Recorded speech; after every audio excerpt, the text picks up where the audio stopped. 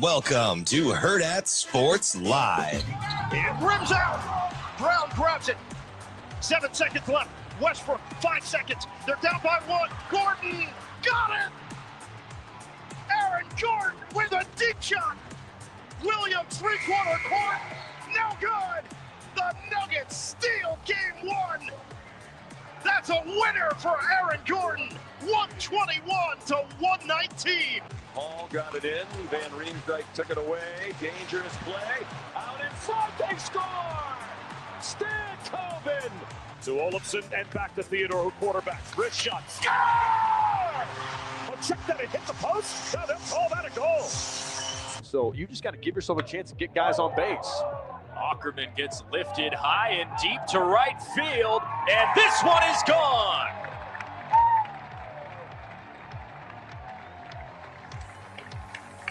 Right on cue, Joshua Overbeek takes liftoff for his 6th jack of the year. And that cuts into the deficit 6-3. Good arm that Huskers can call upon. 3-1 in the air to center. Silva under it to make the catch and retire the side. Christo putting the cape on right there to save this top of the 8th inning in a dangerous spot, something we haven't seen all night long. Swanson swings at the first pitch, hit well, hit deep to left field, and it is out of here.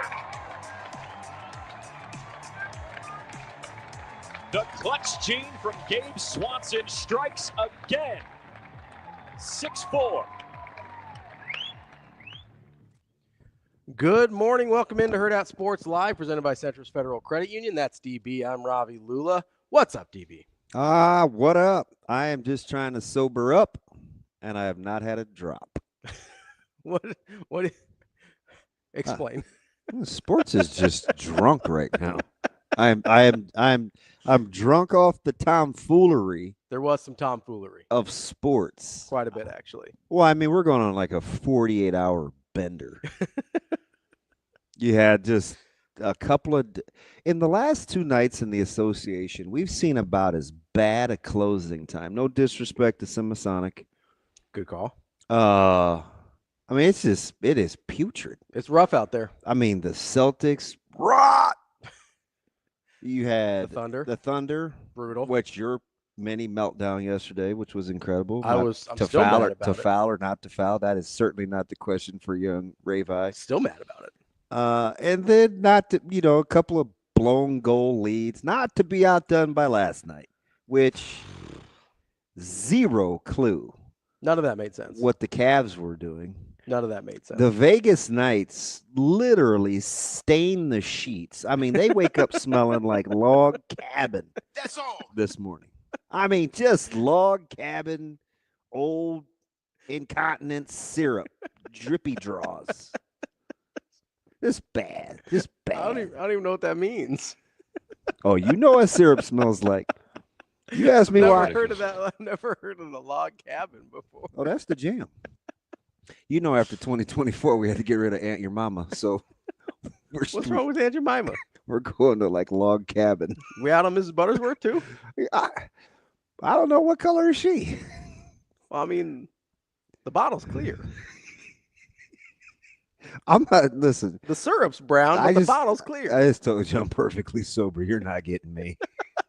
I am not dabbling in your foolishness. What'd I do? No real pun intended, but I need you to be a little bit more Mother Teresa-ish this morning. Uh-oh. Why's it gotta be Mother Teresa? Well, she's so kind. Could be Martin Luther? We killed a lot of people. The Calvinist, not the king. Oh, my bad. Off with his head! Or is that Marie Antoinette? There you go. Let them eat cake. Wow. You historian, you. A little bit. Not bad. I like to dabble. Not bad. What? I don't know what that open was, but wow, shame on us. Just don't know how Mrs. Buttersworth and Aunt Jemima work. No, she's not plural. It's just Mrs. Buttersworth. That's what I said, Mrs. Buttersworth. You said Butters. Is it Butter or Butters? Nah, I'm gonna have to Google it. I don't want to.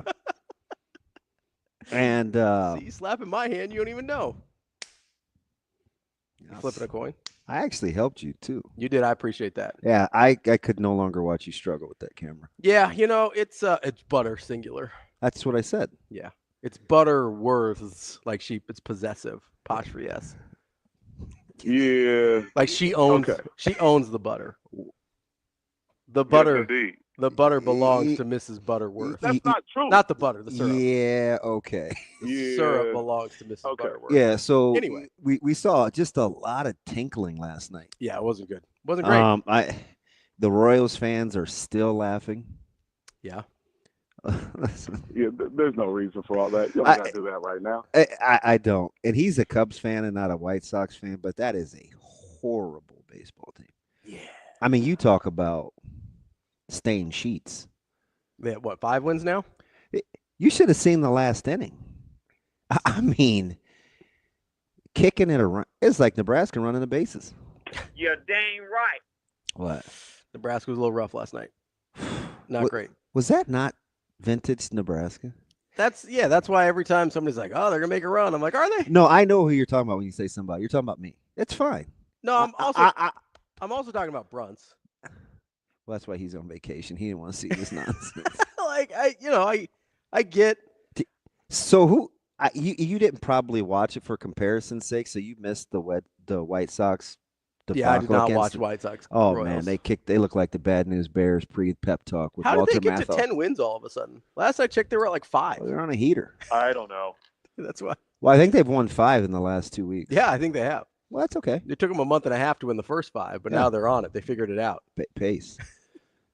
I'm serious. They were like, this is pre-Walter Matthau, ice the elbow, Kelly Leak getting off the motorbike, Bad News Bears kicking around. Almost as bad as Nebraska's 4th inning yesterday.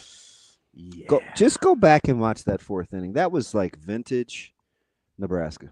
Yeah. Couldn't throw it over the plate. You kick it around a little bit. You just inopportunistic. And then all of a sudden you rally. That's the frustrating part about this team, right? Yeah. Like yesterday was a microcosm of the season. Yeah. Well, that was peak Nebraska. It was just a perfect encapsulation of this is 2025 Nebraska baseball. As peak Nebraska. Yeah. Just, hey, look at this. There's this horrible stuff here, and then there's some good stuff over here, and then it's not going to go the way you want it to. And I go back and forth. It really upsets me when people get into this whole, it just means more to Creighton. It does not just mean more to Creighton. I'm over that. You don't do it over this long and have somebody say, oh, we can't match their intensity in the series. Yeah. Like, I mean, that's 13 out of 16. They're just better in these games. Yeah. They're just better. Like, let's not take away. It's not some mythical secret. More guys are from here. Of Creighton. It's very dismissive to say that it's just like, oh well, and especially like you when you do it for this long and this amount of consistency, it's certainly not because Nebraska doesn't want it more. Because at some point when you're getting your ass kicked, right? it's how I used to feel about Nebraska, Iowa. Yeah. Early on in that exchange, I was like, fudge, Nebraska, you better wake up, man. Like, Iowa hates your guts. You're going to have to fight back. Now you're to the point now where it's just like, hey, they execute better than you on a consistent basis. They're just better over longer stretches of time, which is why they win. There's no secret. Yeah. There's no juju. You know what I mean? And you're a baseball guy, so maybe this hits you right, maybe it doesn't. The intensity thing or like the wanting it more thing in baseball never really hit me right. Yeah. Because it's not. Yeah, it's not like you grab the. It's not like you. It's like an emotional. You know what I mean? Yeah. Like it's not that type of sport. No, I'm with you. Football is, basketball is, hockey can be. Like those can be. Hey, I want it more. I'm going harder. I'm willing to go through. But like, baseball is not a game of physical suffering. And even, you know what I mean?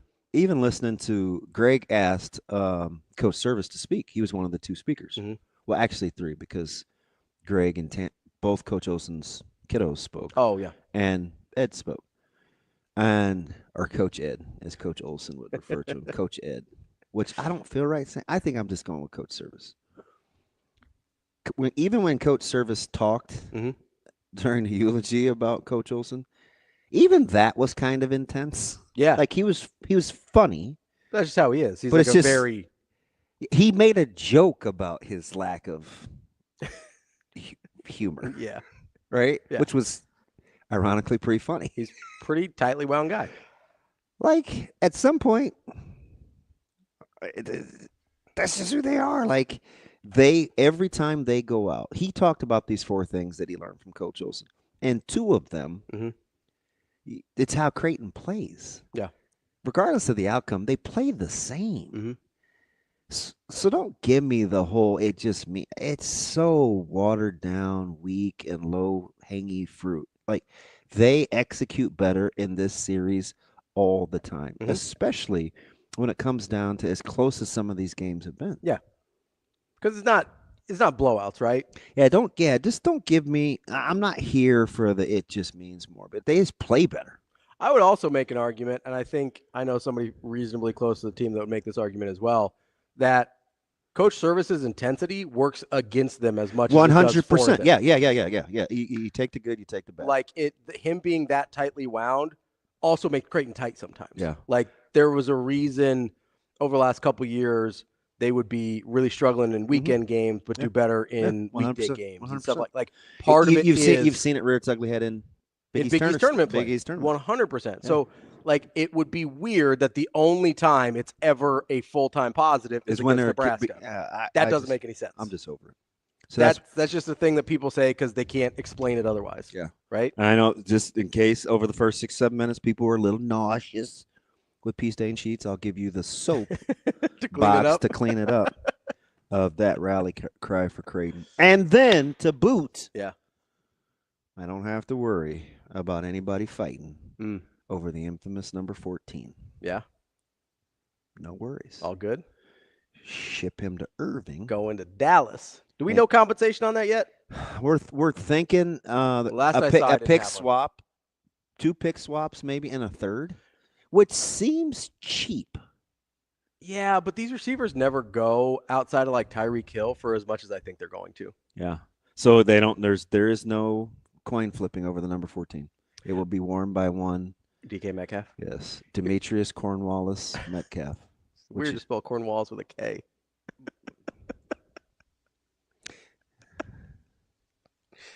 I'm not gonna say it. What's up? Nah. I don't know. I'm just Cornwallis is like a traditional English name. I understood. With the C. I'm not gonna do it. I was gonna talk about a carnival, but I'm not. Oh, okay. Which is spelled with a K. But anyway. A lot of things spelled with K that aren't really. Let's move on before I get myself in trouble.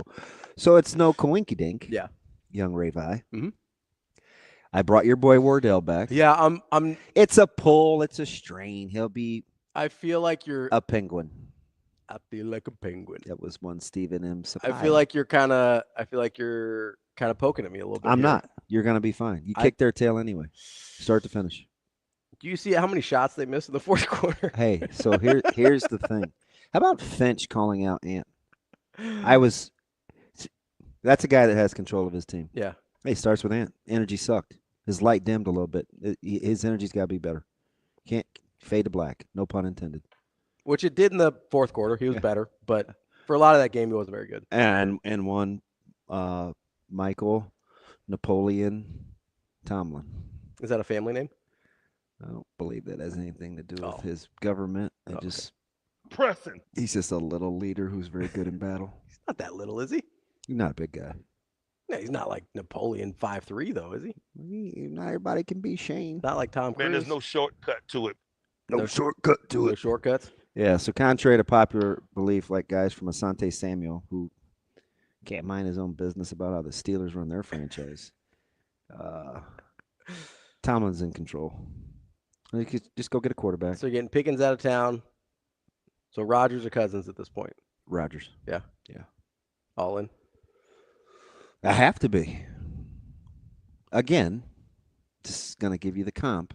If I can cheer for LaFraud, I can cheer. You don't really, though. I can cheer. You don't actually cheer for LeBron. I don't. So that's why I ask. That's why I keep asking the question, because you keep saying, "Well, if I could cheer for LeBron," I'm like, "You don't cheer for LeBron."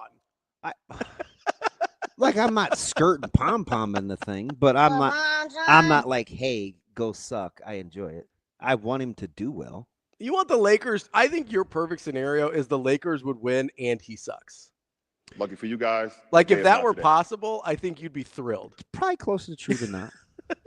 That just sounds bad to say out loud, but that's like if he was just like T.I., right? Like, mediocre. Okay. I don't want no mediocre. Like if he was just okay. Like if he's putting up like 18, 4, and they still win, that's probably ideal. That's your ideal.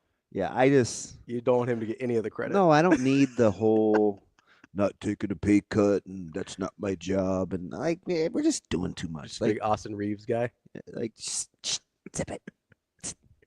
You and Dalton Connect to take over that team? Like gold member. Zip it good. www. Just stop talking. Yeah. So he does have a little. He's better than this, obviously. There's a little bit of Russell Wilson to him.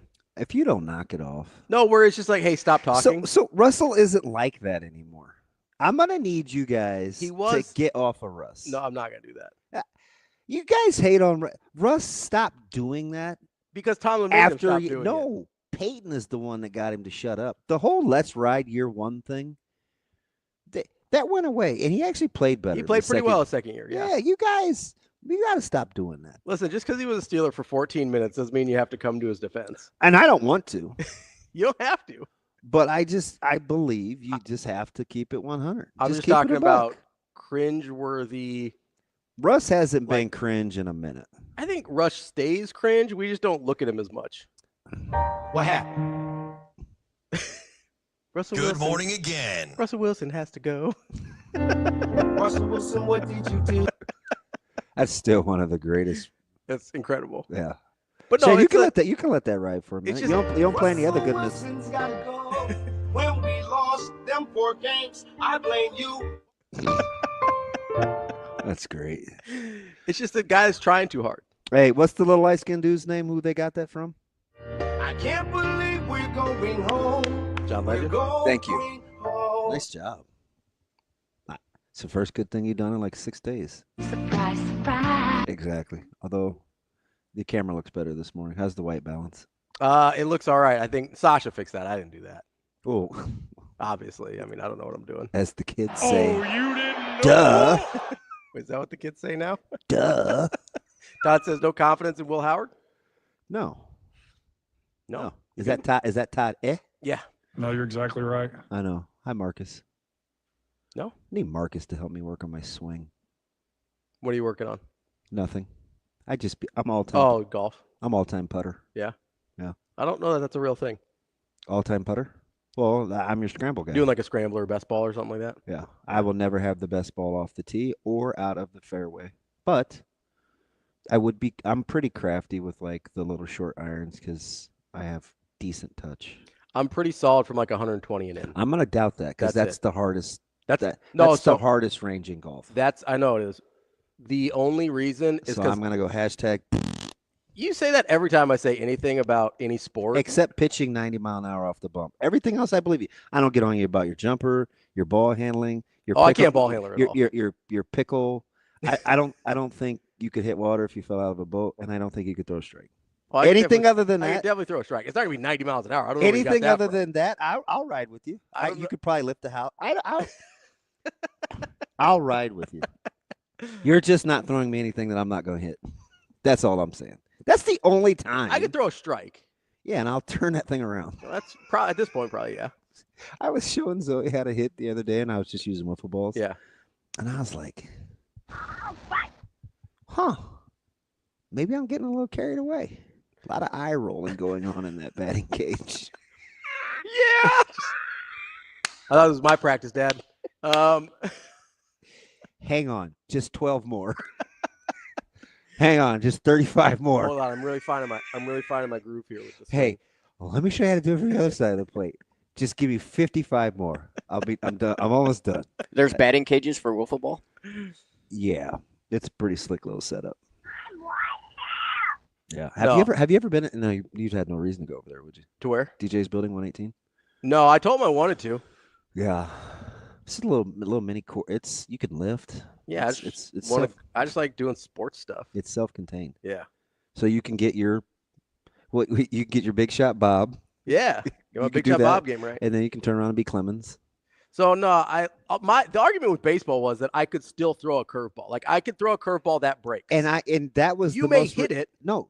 So I can throw a curveball that it still wasn't breaks. even really whether I could hit it. It was whether we'd have to put your elbow back together. No, I literally went home that week and did it. You just snapping them off. 12-6. Yeah, I've got a net in my garage. You hit your little sweepers. Yeah, like I could still throw a curveball. It's not gonna be fast, but it will break the way a curveball is supposed to break. How'd your arm feel? Fine. Did you switch it up at night? Go left-handed? No, I usually sleep, both above my head. It gets a little tiring on the shoulder. Stick them up? No, like I sleep with my arm under my pillow, so I can sleep like this side on my side. It's kind of weird. And then I have to switch sometimes because my shoulders hurt a little bit. But do you face the wall? No, I flip over depending on how my shoulders feel. Yeah. But no, I could like that. That was like you may hit it, but I can still throw a curveball. Yeah, I shouldn't even say this out loud because I know people look at me sideways like I'm this human lab rat. But I've been off magnesium for probably 6-7 months. Yeah. I was down in Nebraska. Somebody put this idea in my head that magnesium is a little overrated. I can't remember exactly where, so I'm like, let me get off the magnesium. Your boy took 3 last night at about 7:30. That's no big deal. It's the curtains. I'm like, I have got to go to bed. Yeah, at some point. I mean, it's just not healthy. No. I get these crazy headaches. That's fine. And I didn't get up until probably 4. Yeah. Which 4, 6, 8. Exactly. No, we were out of the house at 6 because I had to take Knucklehead to school. Yeah. I mean, slept a little bit though. Yeah, that's good. I mean, like I had one dream, which never happens. Yeah. Shane, I was matching wits. You'll get a kick out of this. You never dream. I know, and they're never ever good either. They're like last night's. Yeah. I was matching wits with the killer in Equalizer, that actor. Mm-hmm. He was holding my family hostage at some grocery store. I don't know if you can read in dreams, so I don't know where the grocery store was. But I felt like we were at like Home Depot in the Equalizer, but like the dude broke my arm, and I had this huge. Whoa. He had all these little booby traps, and he kept leaving directions over the intercom. And I had it was supposed to be like a knife I could throw. Yeah. I had a friend that made makeshift weapons. Okay. So he was who would he left me a briefcase outside. So I got to run out and get it. And he's like, this is all you got, and you got to get your family back. And this dude was crushing me. So I'm like one-handed and I'm limping and I'm like, where are they at? He's like talking to me through the intercom. Yeah, it was not. I'm like, God. It's flickering. I woke up. I was like, fudge. I just got my tail kicked. So now I hate that guy as an actor even worse. Were you mad about it when you woke up? Yeah. Oh, yeah. Yeah, 100%. You mad? What do you just shake your dreams off? No, it depends on what they are. Yeah. Depends on what they are. I'm telling this dude set a booby trap with the frozen food section, the door. Like he somehow moved the shelf. Yeah. The compartment thing, like you open the door, and it smashed my elbow. Booby traps are always good. A booby trap. Yeah, there's a booby trap. I mean, if you want to get your trap game right. I'm like, hey, what's up? Hello. I know you guys. You guys think I've had 1738 this morning, but I haven't. Was it the European guy? Yeah. Okay. The one where he said he's talking to. Is it Nikolai? Is that in the movie? Yeah. Okay. Yes. Where my man Denzel had the greatest line ever when he said, "I've done some bad things, Nikolai. Bad things, some things I'm not proud of. I promised someone that I love very, very much I wouldn't go back to that.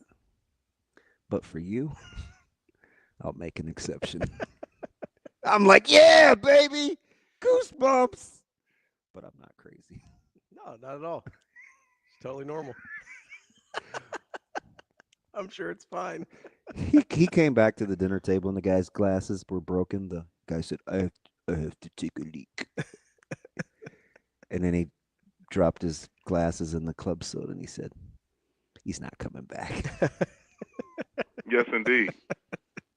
Not that I've seen that movie 227 times. It seems like that's what you're doing instead of sleeping a lot of the time.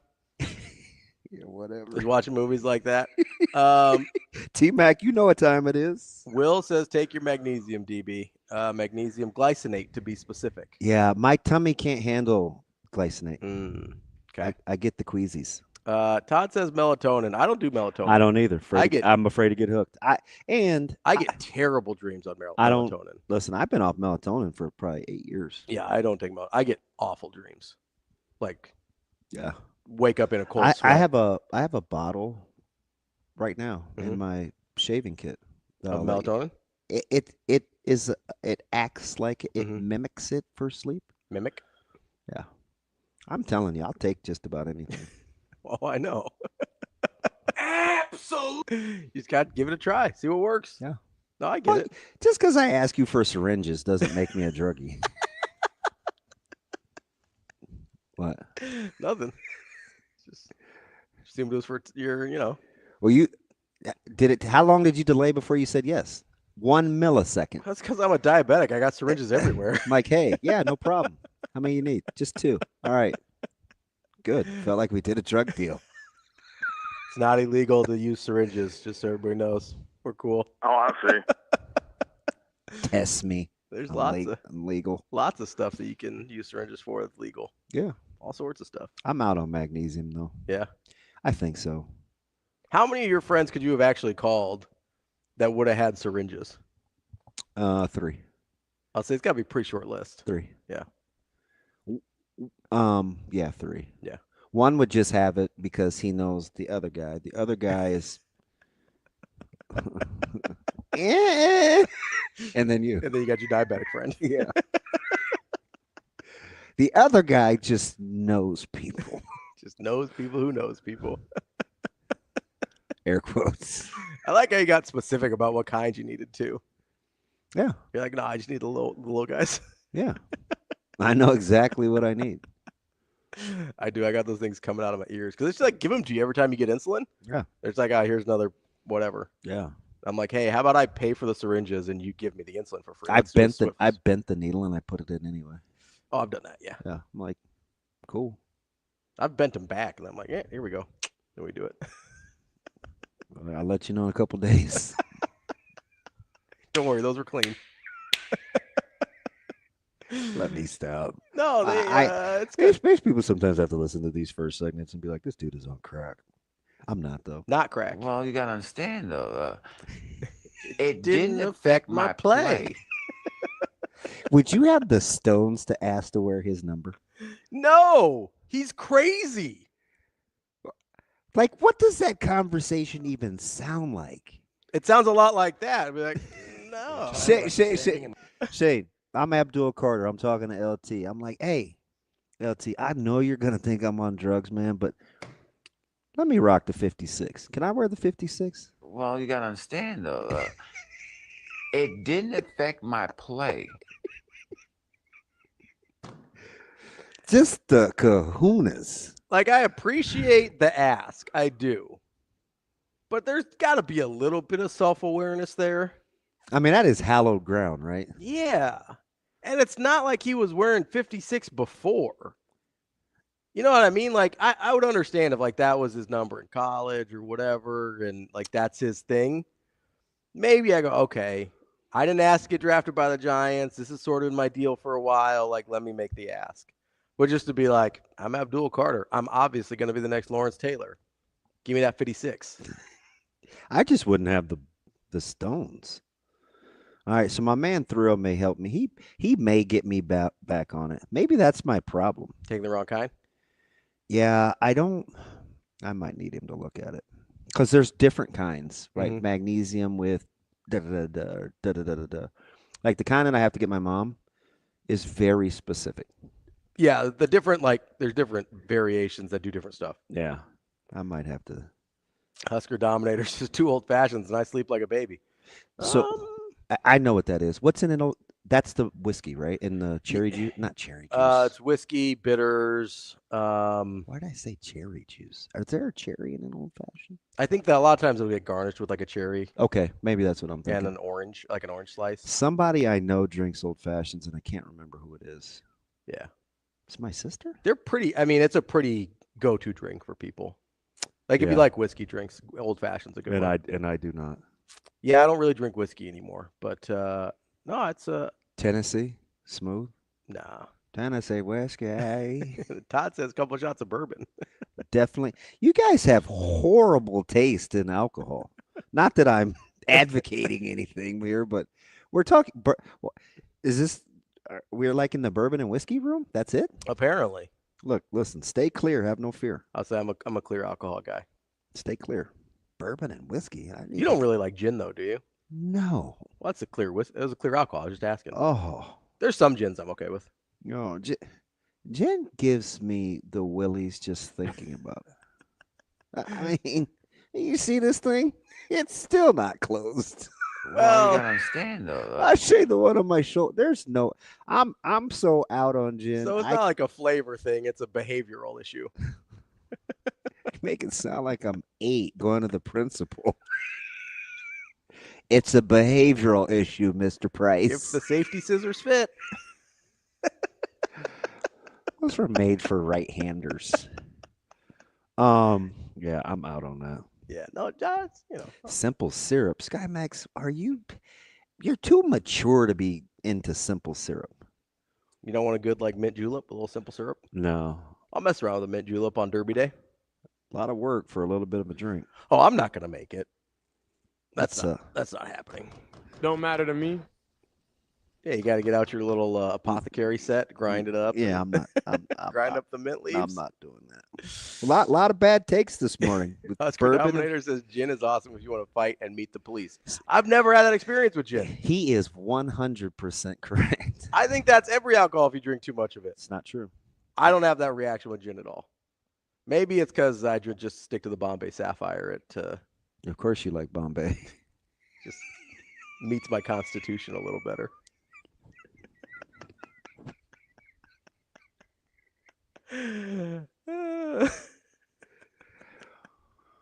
You good? Mother Teresa, Bombay Sapphire, we all good? You opened this week with a Roots blast. And we were 65 seconds into the show. To be fair, I thought that's what you were going to say. On a Monday. You said the word Roots, and I said, oh, like the show. No. It's not like I brought up Roots independently. Well, it's just weird that that's the first place you went. I'm sorry that I'm well-cultured. I don't know what to tell you. Being a Roots aficionado, I wouldn't necessarily classify as being well-cultured. Wow. Learn to read from Dr. Seuss and call yourself a literary genius? Like, that's kind of again. Dr. Seuss is the GOAT. Don't even. I'm not going to go to Bikram. Let's go to like. Little Pilates, little stretch. Yeah, the girl that used to play on Three's Company. Her. Oh, Suzanne Summers. Stretch. Got the thigh master going. Or whatever she did. I don't know. Chuck Norris. Didn't he stretch? He has a thing. He's a karate guy, I think. No, but he had a machine where he like stretched. Oh, the Total Gym. Yeah. Where he's like it's like slides up and down. I don't exactly know. I don't believe that stuff works, but I don't either. But I used to watch a lot of late night infomercials. Yeah, you seem like a big Bowflex guy. You a Bowflex guy? No, I was never a Bowflex guy. I did kind of want the adjustable with the dumbbells. horn rim glasses, and he had that laugh. No, that was Bowfinger. Different guy. Almost the same. This is a terrible movie, by the way, but different. Almost as bad as that jersey. Which one? That one. Oh, it's a practice jersey. I know. You're just hating on my guy Jake now, huh? No, I like Jake because Jake was after one of my guys here locally. Yeah, Jake's a good dude. So I rock with Jake. Quality human. Yeah, he sends me gear every once in a while. Yeah, that's very nice. I like your jersey game. Yeah, it's not bad. Well, I have a limited selection right now. I gotta expand. We'll just keep hitting the TikTok shop. I know. I've got a couple in the cart right now that I'm eyeballing. Yeah, they almost hustled me yesterday. Did they? 2 days ago. What happened? So I kind of misread because sometimes, like at night, I don't see very well, so I have to screenshot and blow it up. As opposed to during the day when your eyes are just like crystal clear. What happened? My bad. Go ahead. They Well, almost got you. Well, I tell you. To this day. So I almost paid $30 for 12 bars. And The protein bars that Micah likes? Yes. Yeah. And I'm like, oh, they tried to get me without adding the coupon for the buy one, get one. Because the promo said buck a bar. And I'm like, wait a minute. Even I know that 12 divided by 30. I'm like, that's not it. Yeah, that's 2 and some change. Yeah. Bruh. And it's like $2.50 if you want to be. Bro. Is that solder? Yeah. That's pretty good. That's not bad. That's okay. I mean, he's got better stuff. No. I fucking show up. Oh, that was his meltdown That the was other yours. day. You like said immediately. You're like, Shane, cut it. That's the reason why I go. So I know what the hell I'm talking about. Instead of, I might watch one high school football game a year or two and act like I'm the expert. No, I fucking show up. Do you have the pump, pass, and kick part? It's not necessary. That was my favorite part. Not one of these pump, pass, and kick guys. Now, we've had some opens. Yeah. Sounds about right. I know I got off to a slow start, being a little out there. You don't help, though. Listen, I've told you Usually when you're losing your mind, I try to, get it back. You're gassing the fire. And I don't appreciate what you're doing over there right now at this particular moment either. So well, you know what I do, don't you? What? No, I fucking show up. This dude was so mad this morning. Who dropped the ILQ thing? Sasha did. So I was here 30 seconds and you were yelling at me. First of all, I wasn't yelling. What did I say to you? Get inside. I got out of the truck and you said, get the hell inside and get set up. I did not say the H word. I never say the H word. You said hi. Yeah. And then you said, get inside. I was wondering what you were doing. You looked like you were loitering. For 30 seconds. At some point, I'm going to need a tutorial on what you do and don't consider swear words because I'm very... Cocksucker is not a swear word. I'm very confused. You can't say the F word. How hell... You can't say the P word. How is hell on the list of things you can't say? How would you use it? Like he just said. Or if you're like, what the hell, man? Nah. What the hell are you talking about, DB? That's unnecessary. So you can't say penis? Severe said it all the time. Oh, how does penis? No, that penis is fine. You said can't say the P word. That's the other P word. This dude. Pentateuch. Pentatonic. By the way, their version of Little Drummer Boy is the best ever. It's what's wrong with you? What? You haven't heard of Pentatonic? No, I have. Oh, their version of Little Drummer Boy is incredible. The first thing you're like, boom, Little Drummer Boy. That's not the first thing. It's just weird. That's where you went. Pick me for games. No, if you need a teammate of just general knowledge, just random factoid, pick me. No, I understand. I won't be last. Like I wasn't. SkyMex has a Dr. Seuss tattoo. We share the same birthday. Cat in the Hat tattoo. Wait, is he the first or the second? Who? Dr. Seuss. Numbnuts. The first or the second what? Of March. I have no idea. Why would I know Dr. Seuss's birthday? Just because everybody celebrated it. Everybody in elementary celebrates Dr. Seuss's birthday.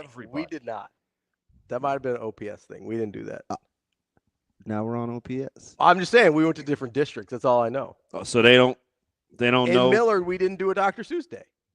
I don't believe that to be true one bit. Maybe I was gone that day for 6 consecutive years.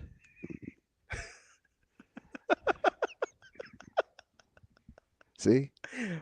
That's why we can't have nice things. Nobody can do that. I was a big Dr. Seuss guy. I feel like I would remember if we had a Dr. Seuss day.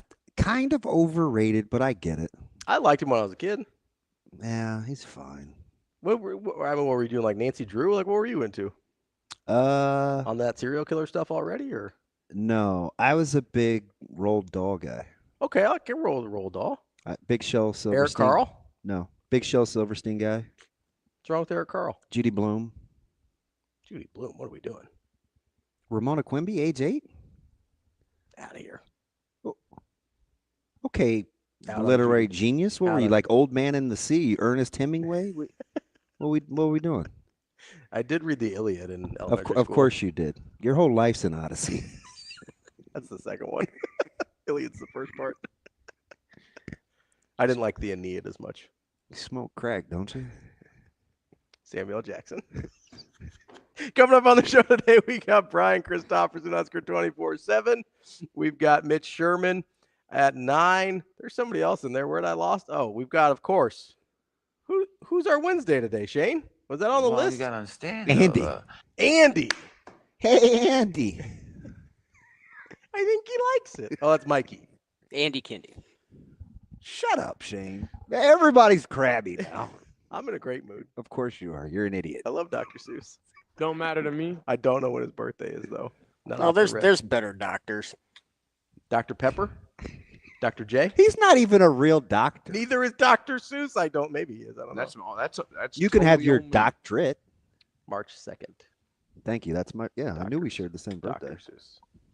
That's what it is. Dr. Quinn. I mean, there's a bunch of them. You big medicine woman guy? Yeah, sure. Why not? He's a big Dr. Quinn guy. That show was horrible. I don't think he was in it for the plot. That's fun. That's how things get done. Shane, I do want to coach him. It is okay if you get a real life friend. What's that? You don't always have to use pixels. Big Jane Seymour guy. I really got to be careful on what I say about that. So She didn't age that well. Doctor Who? The show? Is that PBS? Yeah. BBC. Hopefully they're still getting. They may not be able to make any more seasons.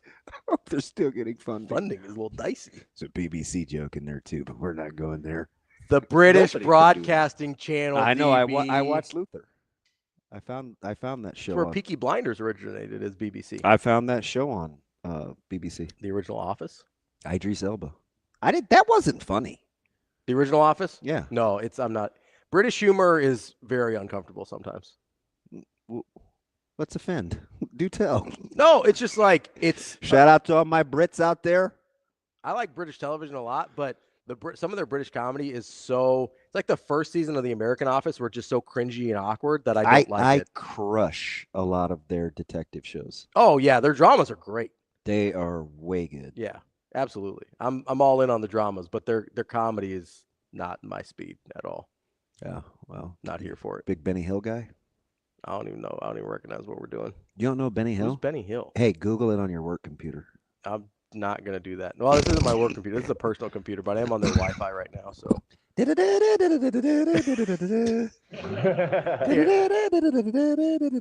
Tanner says, seriously, which P word?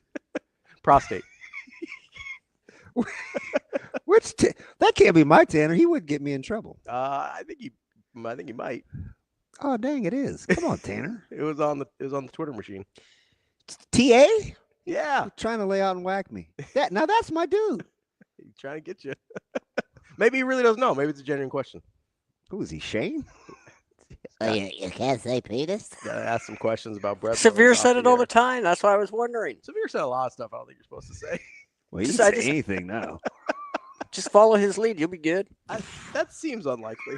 Right. It feels like that guy would lead me astray. I'd be in Alaska living by myself.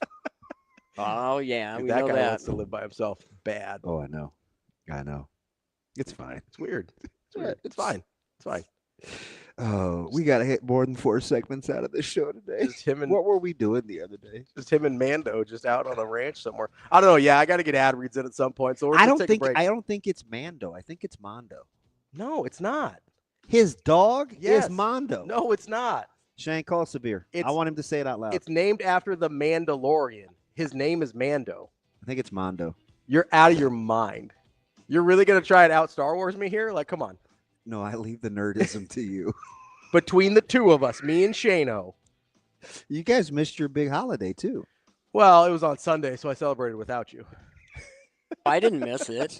Did you swing your lightsaber with all your glory? Yeah, Look, Ma, left-handed. that's what we do. Not a big red lightsaber guy, though. Those are the bad guys.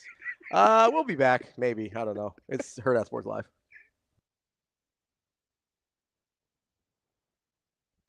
man, I don't know. Last year, we really were building camaraderie as season hit, and then I got injured, and then it was me like watching from the dugout. But then this year, I feel like we have finally hit our stride as season went on, and we are on the same page. And just the battery, almost like we're like twins. You know, we do have twins on the team, so I won't put it to that level of like connection, but we're getting there. But even just outside of that, like Coach talked about in her video, it's who she is as an individual. It's the way she is with people, the heart that she has for people, and she takes care of our team. And that, I think she would embrace that as her role. It's just the way that she's almost the mother of the team. She loves everybody on the team, and everybody feels that heart from her.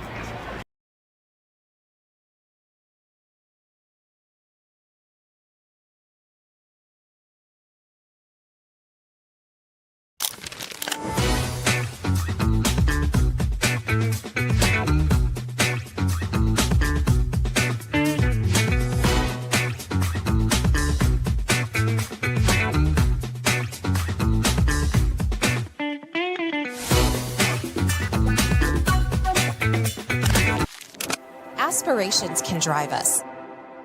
Sometimes a simple gesture is what fuels the pursuit of a dream.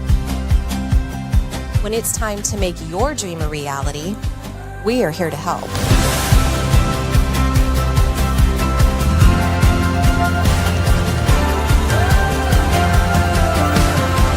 Centris Federal Credit Union. We are where you are.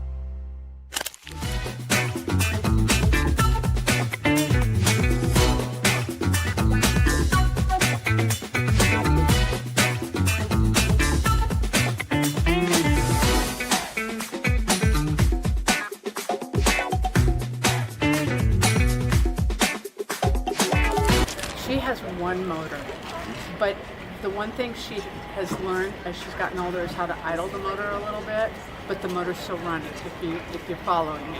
But yeah, as we've come down the stretch here, even from the start of Big Ten season, as we've moved down, you know, you could almost see her being very calculated and, you know, what this team needs from me to answer the call. And I'm not saying she's ever held back, don't get me wrong, because she doesn't hold back, but she understands the mission.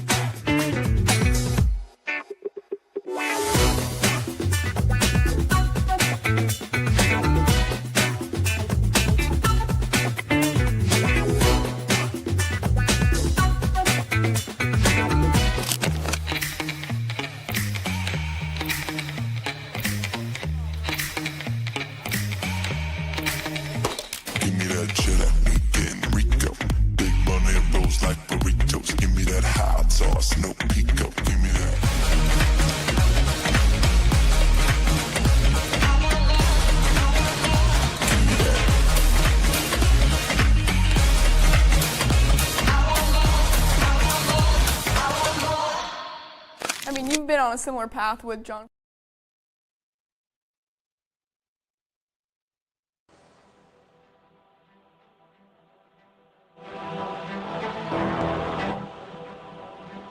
You're listening to Hurrdat Sports Live.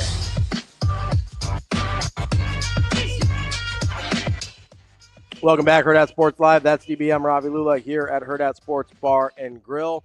Reminding you, if you're out on the roads this morning, if you're listening to us, might be a little tricky to stay focused, but do as we say, not as we do. Don't be distracted while you're on the roads. Make sure you get those eyes focused and straight ahead. This message from the NDOT Highway Safety Office. DB. What do you want now? I would just like to talk, maybe have a conversation, be friends. Does this have anything to do with Husker Damon and the Giant Peach? I am a big James and the Giant Peach guy. Yeah? Yes. Roald Dahl was the deal. That's not my favorite Roald Dahl book, though. Which one's your favorite? The BFG. Big Friendly Giant. Correct. Yeah. I'm familiar. I'm surprised you read as a kid. Well, I read a lot as a kid. I still read a lot, just not always books. Is that what happened to your... That happened to what? if you didn't read a lot and they weren't books, what'd you read? I mean, you can read articles. You can read lots of stuff. I don't know if you know about this internet. There's a ton of stuff on there. Oh, you were rocking the internet as a kid? I was pretty early adopter. So my dad's software store was actually an internet service provider. Yes, my Indian father owned a software store.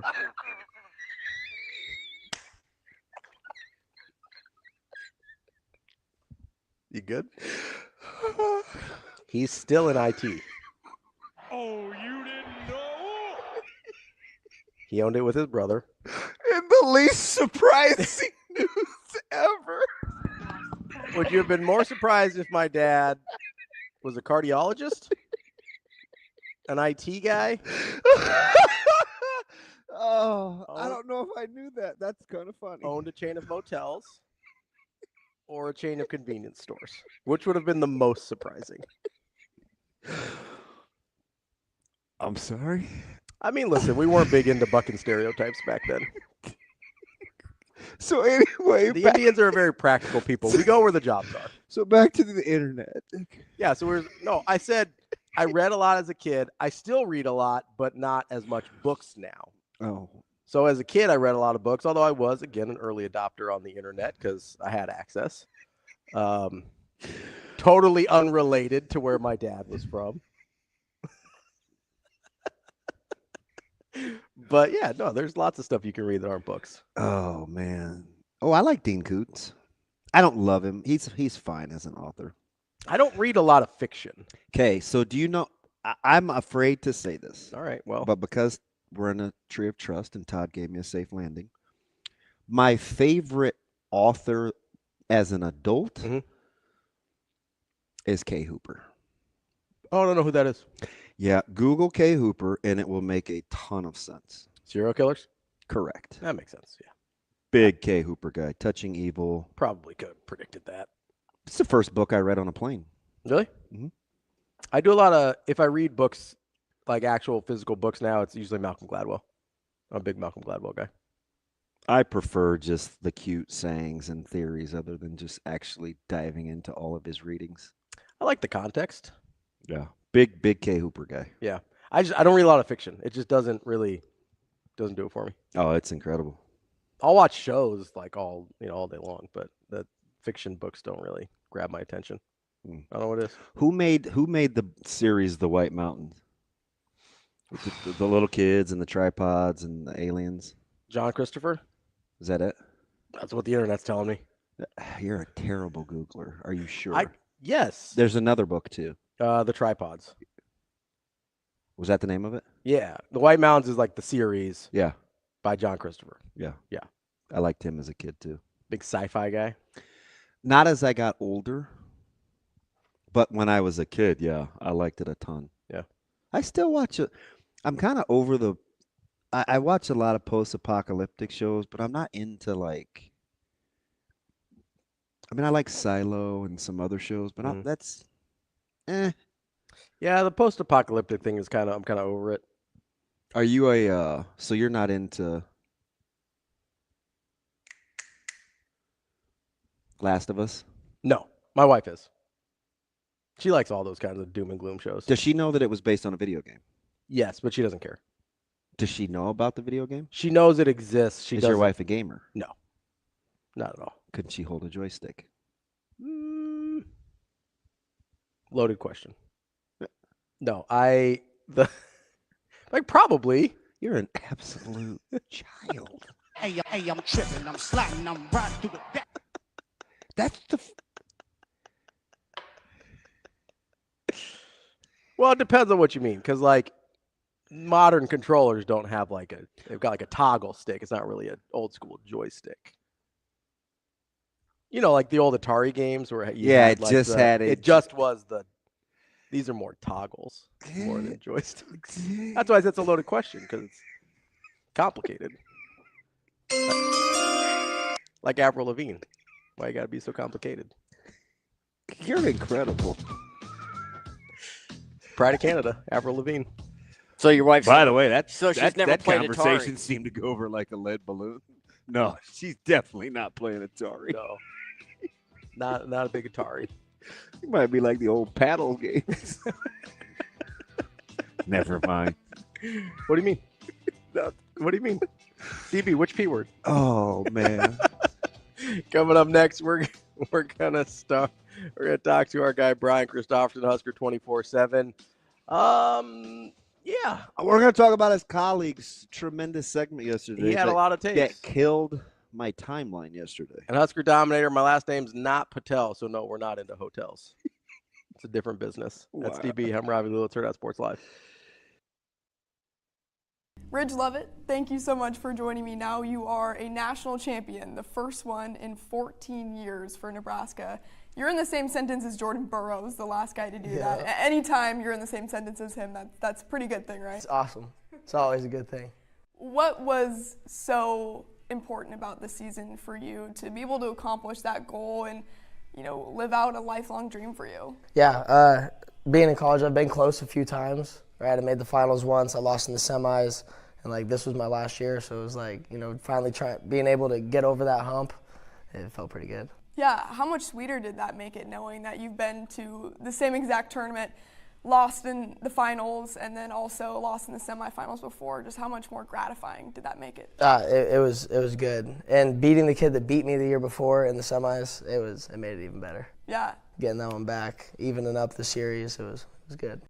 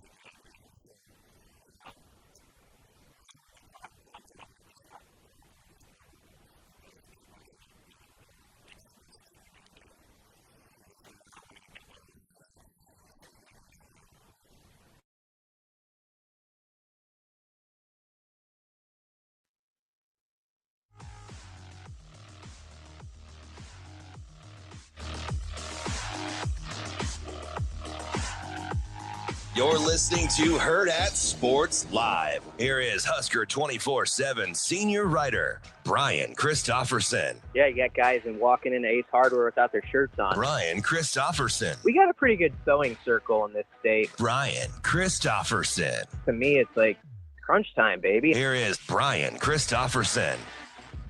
Kicking off hour number 2 here on Hurrdat Sports Live, presented by Centris Federal Credit Union. That's DB. I'm Ravi, Lulla. We are joined now by Brian Christopherson, Husker 24/7. What's up, BC? Oh, not a lot. How are you guys? 3 in a row for your Twins, man. Things are looking up. How about 16-20. Orioles stink. Yeah. So Nashville. I don't know why that just hit me so It was funny. just funny how he said it. Orioles stink. It's all in the delivery. Yeah, they are one of the more surprise teams in baseball, I would say right now, BC. They can't win. They've lost 7 out of their last 10, I think. And I don't – they can't go back to being the same bad Orioles, but this season may be a struggle. They have better – their roster's better than what they're playing, but, I mean, they got all sorts of guys hurt. I mean, Rodriguez is hurt. Elfin's hurt. Like, Westberg's out. Yeah. That was sort of unchristian of me. Like my guys are bad, but look at these guys over here. They're really bad, that sort of deal. Most Christian thing I've heard all day. Yeah, kind of. Off to a little bit of a shaky start this morning. Oh yeah. Oh, I don't know that I'm going to get you leveled out here, but it has been utter nonsense. You're talking to a tired guy in a slightly wrinkled shirt, so we'll see how it goes. And I left my house.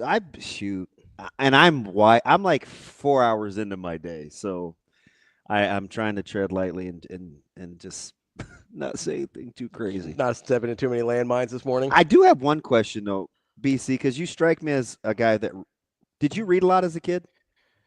I was actually listening to you guys in the first hour. Oh, I'm sorry. No, it was fine. Do you remember an author named Matt Christopher who wrote the sports books? Yeah. He had one like a tale about like a left-handed shortstop that was like a real guy persevering against all odds. I enjoyed that one. One was the kid who only hit homers. Doesn't sound a lot like something I would read. There was a bunch of those. Yeah, and then at Sunny Slope Elementary School, right by my mom's house. Yeah, like 108th and Maple. Yep. There was for whatever reason in the library they had these like yearbooks about like the 1974 Saints. Like it would be just like a little book about like like a particular NFL team from like the 1975. I used to check those out. I know what you're talking about. Yeah, and the funny thing was though, it'd be about a team that went like 4-12, like or whatever. Like maybe it was like 14 game seasons then even. But I would read those cover to cover. Like really thought that could help me later on in life, knowing about like the 74 Saints and that Tom Dempsey hit like a 63-yard field goal. That I was like, man, this is great knowledge to gain. So I want to start. I want to start in state, and then I want to get to. Did you by any chance hear your colleague's segment yesterday that lit my timeline on fire? No, I didn't. Sorry. I'll reset it for you here in a second. Let's start with Jace Reynolds, though. In state, second guy out of Elkhorn North that is making some waves on the Power 5 scope. Is it as simple to say good camp versus no camp, or what do you think was different about Jace's recruitment and how quickly they wrapped it up? Well, I mean, the camp part you have to put at the front of the line in that story. It seems like it, doesn't it? Yeah, I mean, like even the other day I saw EJ Barthel tweeted out, come show us what you got at camp. And Matt Rule has said as much. And so they want guys to have that opportunity up close to put their traits on display. And we've seen like when guys come to camp, I mean, they'll give them a full look. I mean, there's whether it's an in-state guy or like a Braylon Prude type player down in Texas, that there's an opportunity there. You run a fast time, you have certain traits, but also they'll put them through all the paces. Like I remember Quinn Clark was a guy who didn't have an offer, and they were working him at like 4 different positions, like seeing how he would react to it. So I think Jace just responded really well last June to everything that they threw at him. And then he backed it up with a really good season. And so, obviously they haven't been able to or haven't offered as many in-state guys. So just the fact that he was like one of the 3 in this cycle that had an offer speaks to like we see a lot in this guy, and he's a hybrid type player, can be kind of positionless coming in, linebacker, DB type guy. Reminds me a little bit of when they went after Caden Vermoss early on when they got here. So, I'm happy for him because he's one of those kids who grew up loving the N, and it was such a big deal to him yesterday. And he kind of just went about his business in the recruiting process, did a few interviews. I had a good visit, but he he didn't put on a big show, and now he's in the class. BC, if you had to guess, do you think he'll end up being the only in-state guy in this class? Man, I guess I don't know where a couple of the guys' heads are at. No, I don't think so. I think there could be at least a couple more. I know the offers are limited now, but I think next month you might see some guys show up, and there could be an offer or two. And so there's probably someone we're not talking about right now that could pop up. So I don't think so. That's an interesting question, though, and it's asked for a valid reason. But I would guess there's a couple more.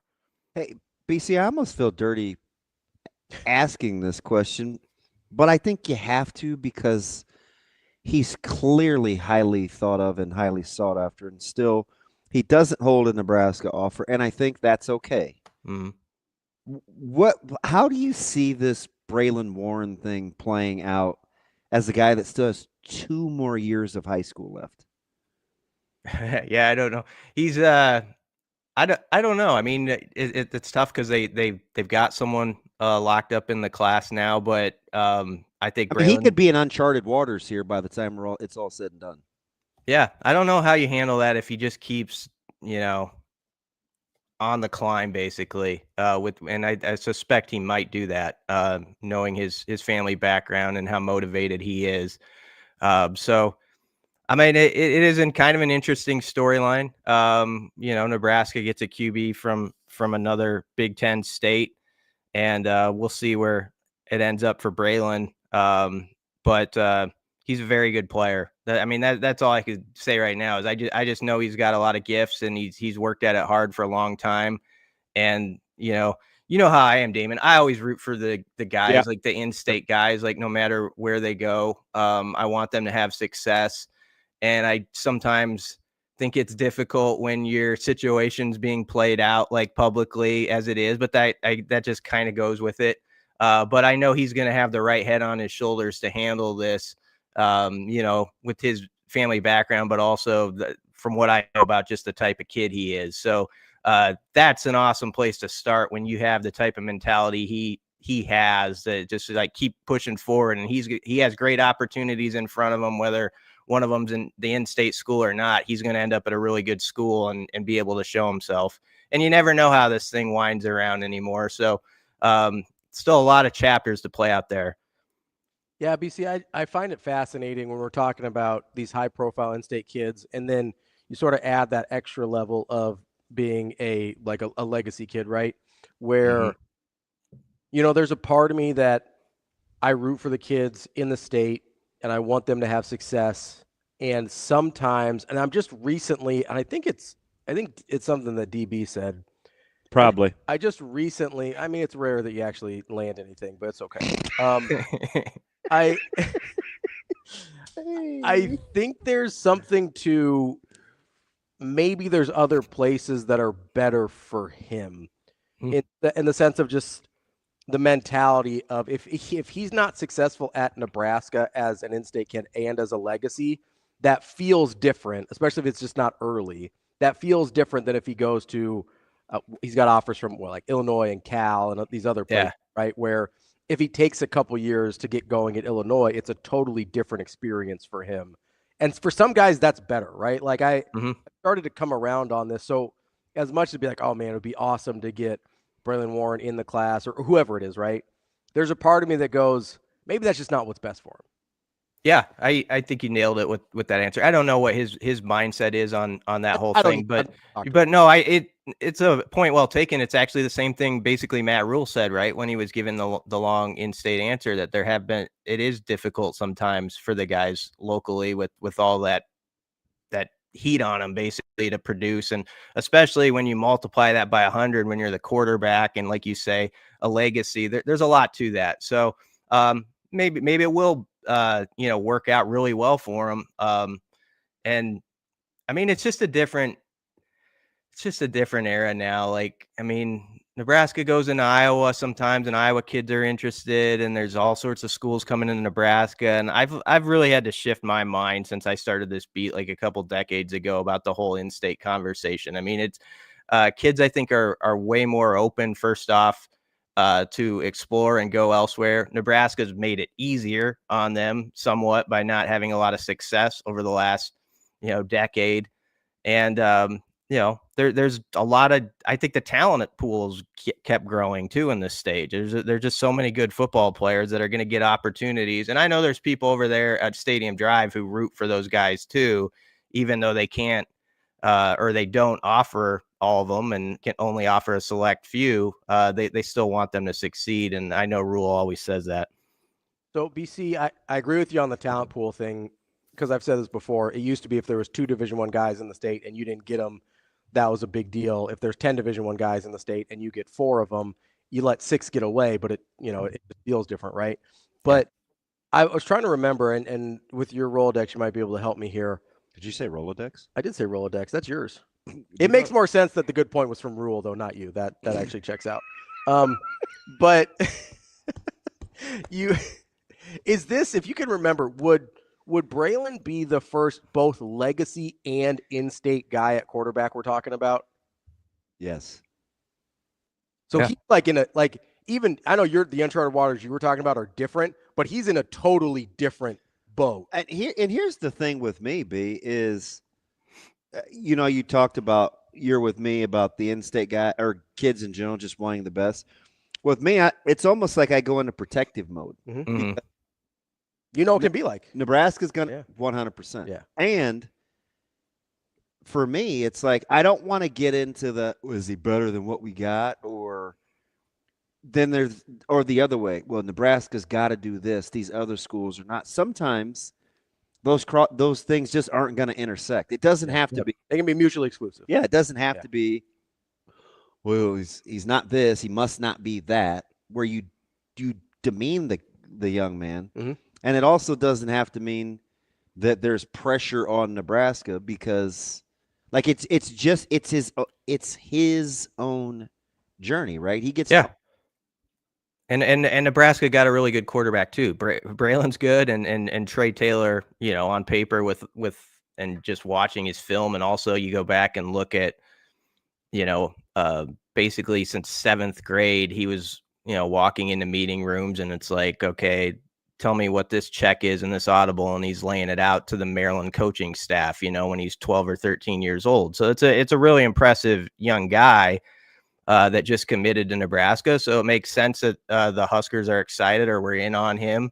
And he was ready to pull the trigger because he'd been a recruit also, who'd been Trey Taylor, that is, who'd been out there for like 3 years as a recruit. I mean, this wasn't like a hasty decision by him. So Nebraska's got a good one. Braylon's going to end up in a great spot. And like I said, there's still so many chapters still when we're talking about 27 guys. You hate to say anything that's too concrete, because you never know how the story can twist. BC, we did the same exercise with Mike J yesterday that I did. You started this with the above or below. I didn't do very well with it, but because you didn't like. So did you, when you went back, do you want to do it again? I would have changed a couple. I was sort of off the cuff. I'm one of those guys who, like, after a radio segment, I'll be like driving in my car to Ace Hardware or wherever, and I'll think like, oh, I would have said this differently for sure. It's it gives me like, I need this brain to like churn around for like 20 to 25 minutes, and then I could give you some really awesome stuff. I'm telling you. But yeah, we could cut through it. Here, so 1, 2, 3. That sounds 4, a lot 5, like 6, me, 7, by the way.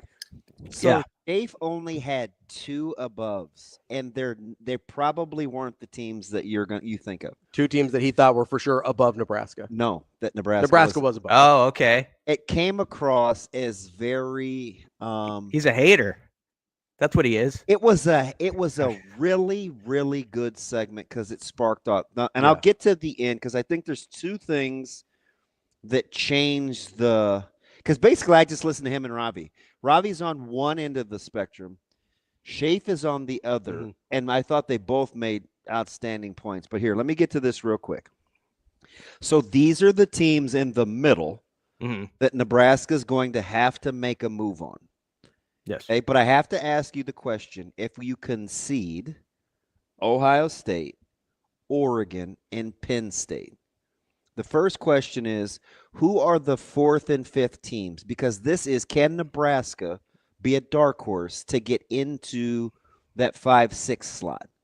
So who would you start with at 4? Okay.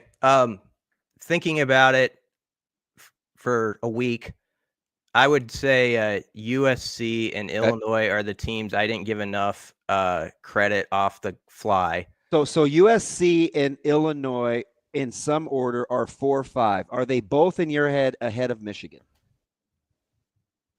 I think so. Okay. What about Iowa? Well, or they're ahead of Iowa too. That's what I was asking. Yeah. So yeah, I think so. We'll safely say those. Okay, so here we go. So I'm going to take USC out of it then. Okay. Okay. Above or below UCLA? Oh, I think I'll say above. Okay. Clearly below Illinois. Not clearly, but I'll put them below in this particular exercise. Yeah. So real quick, when you're answering these, BC, are you thinking of just this next year or general trajectory of the program? Oh, I'm just thinking of this year. Okay. I just want to make sure. Okay. Indiana, above or below? Above. I think maybe a one-year wonder there. I don't know. Above or below Rutgers? I know you're big on Rutgers. I'd say above, though. Okay. Above or below Minnesota? Man, that's just barely above, but that's me showing some faith in the boys over there because that's been a bad deal. I have bad memories of trips up there. It has been bad. It has been very bad. Okay, above or below Washington? I'll say above, but I think Washington could be sneaky dangerous this year. Okay, above or below Iowa? It's like a push, basically, to me. I mean, it's like win the special teams battle just a little bit this time. I'll say just below until they prove otherwise. I'll go with that. And I'll get to the next question. Generally speaking, it looks like you have Nebraska about 8th or 9th in the Big Ten right now. Is that? I think right now that's where I'd start them, like 7 to 9. I think in that ranking, like if I did an 18-team ranking, and with obviously the opportunity, I think it's wide open to get to like 4. Like I really think that's like a put them in a blender type of deal, and the difference between 4 through 10 is not significant. So. How hard would I have to convince you that I think the difference this year is, or with this team? Because there's 2 teams. I'm going to talk out of both sides of my mouth, but I'm admitting that. Mm-hmm.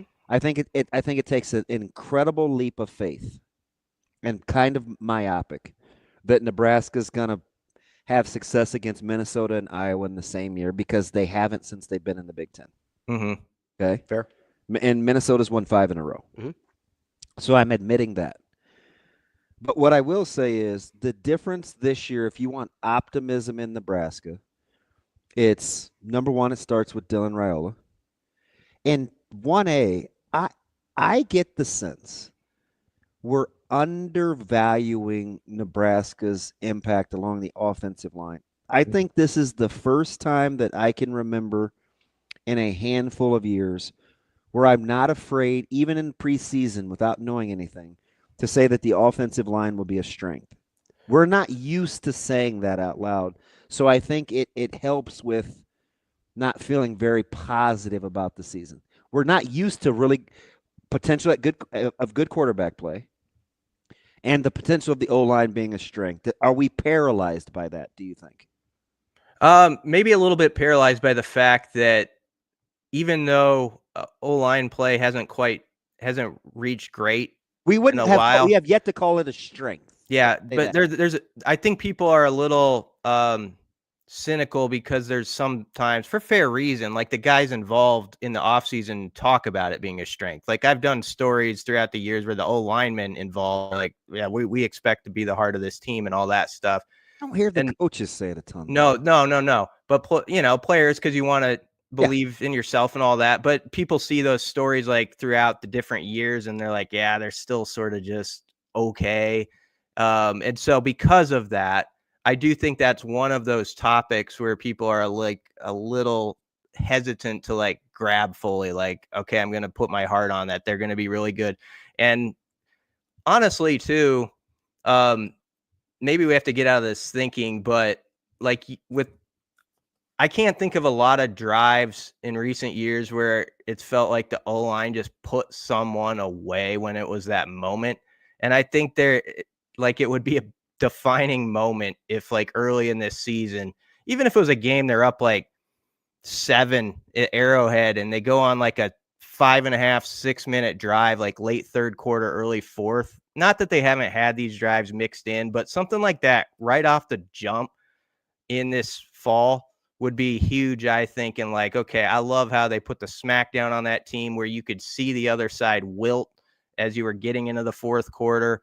And I know that, when Rule first got here, that was sort of a big mission too, like to go for like 75 plus rushing yards in the fourth and all that. Maybe that shifted a little bit with philosophy, but I think that's still a big deal to kind of get around that this year.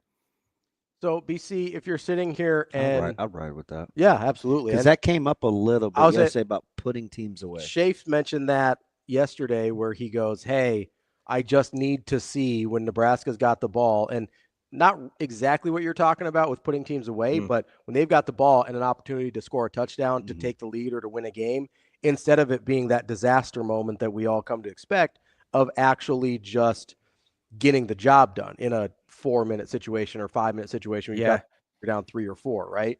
Yeah, I mean, don't you suspect if you're going to take a huge jump, like if you're going to go from like a 7-win team to like, let's say like a 10-win team, it's going to take like a game or two where you actually have that drive that has failed for like 10 years. I mean, that like you could get to like 8 wins without that necessarily.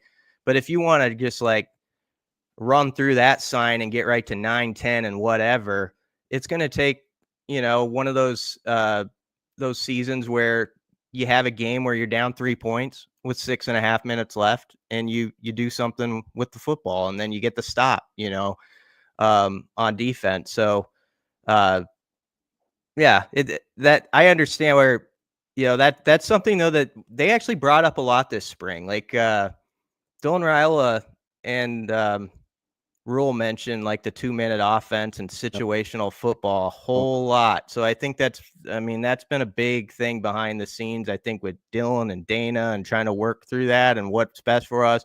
And Dylan's also real about it in the fact that it's like you can prepare for it, but you can't know exactly what's going to be in front of you until it's this specific thing with this many timeouts. And this is this, you still got to respond and hit the curveball when it comes.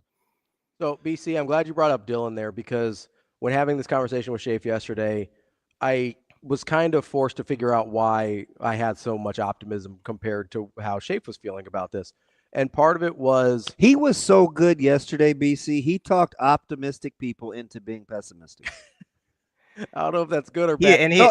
He was convincing. He was not. What he was saying was true. It was. And so I landed on 2 things. Number one was I operate under the assumption that eventually Nebraska is going to figure it out. And I understand that's a dangerous place to start from because they haven't. But I've always operated under the assumption that it wasn't going to be like this forever. So when you start there and then you look at the roster, you feel differently, right? The second place was I was trying to think, okay, what is it about Dylan specifically that gives me that much confidence? And I go, okay, when's the last time Nebraska had a legitimate NFL quality quarterback? And I looked back, and this is imperfect because of different offenses and stuff that were run at Nebraska. But since 1974, there is exactly one quarterback that has been taken in the first 7 rounds of the NFL draft. And I think you know who that is, and nobody would point to him as a beacon of Nebraska quarterback play in Tanner Lee, right? Taken in the 6th round. Nobody since 1974 would have been drafted in the current format of the draft. They were all 8th round or later. So I look at it and I go, okay, that right there by itself, having an NFL quarterback or an NFL quality quarterback, and again, we don't know what Dylan Raioala's career is going to hold yet, but I think most people would agree his talent is there to have this conversation. Just having that is a enormous difference than everything else we've talked about for Nebraska over the last 25 years. Yeah. I mean, I'm telling you guys, for as good as I think Dylan is going to be, I still start O-line. And I feel like a fool. No, but that's the thing. If I'm riding with this O-line. So if you're right, if Dylan is that good, if Dylan is an NFL quality quarterback, the way I'm saying, and he's still not even the best thing, that's where the optimism is, right? Like if Dylan's an NFL quality quarterback and the offensive line's better than that. I'm just telling you, if you find a left tackle or a right tackle, you're in business. Yeah. But play Pritchett, Spindler, Latovsky, and Evans, and you can run the football. And you like Latovsky at guard. If the season started tomorrow, my druthers would be to keep him inside. He is a man. I'd have to see him out at tackle more, but man, inside, I know listen, I hate Pro Football Focus. I can say that out loud. Mm-hmm. But I do use it as a benchmark, and I put it against my eyes in terms of what I see. He's on par, if not better. It was the same as Spindler. He was the exact same guard grade as Spindler. Yeah. Well, I mean, yeah, he really well undervalue him because he's ours. Yeah, because he wasn't new. But here's the other thing that we undervalue. Gunnar Gatula started at tackle last year. Yeah. Like that's a guy that we don't talk about. He was clearly a year and away. He was still good enough. Yeah, they won games with a pup. You know what I mean? So it's like I look at that and I go, I know that we talk about everybody else, but I sit here and I go, we have a guy with starting experience that's finally probably ready to play the spot. I say that not to omit his talents. He didn't practice. Yeah, no, right. I understand. Yeah. You want to know one of the top 3 quotes that stood out to me this spring? It was just one line. It was Vincent Shavers. He didn't have to say it. He just said the line. They got some stuff. He brought up how he likes how together they are. He said how hard it is to get off run blocks against them, especially Pritchett, who he was talking specifically about. I don't know. That really stood out to me because I always look for like unsolicited. I mean, he was asked like something about the offense, but he could have went anywhere with it. And he really locked in on that O-line and how legit they were. And Shavers is just kind of one of those, here it is, like he's not, so that stuck with me. That was a big compliment, I thought, to the guys up front for a guy on the other side of the ball who's pretty good to say that. And I'm not a skeptic, but I've just, right? It's experience. I've seen this a long time. And I'm telling you, BC, I had to talk myself off of the level of excitement that I felt about the O-line watching them at practice because I didn't feel right being like that. So I'm like, nah, bad day for the D-line. Nah, bad day. I'm telling you what, that D-line's good. That D-line's good.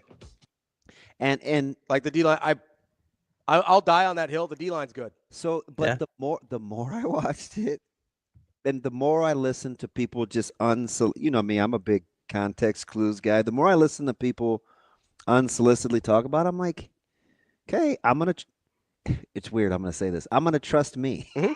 I 99.9% of the time, I always do anyway.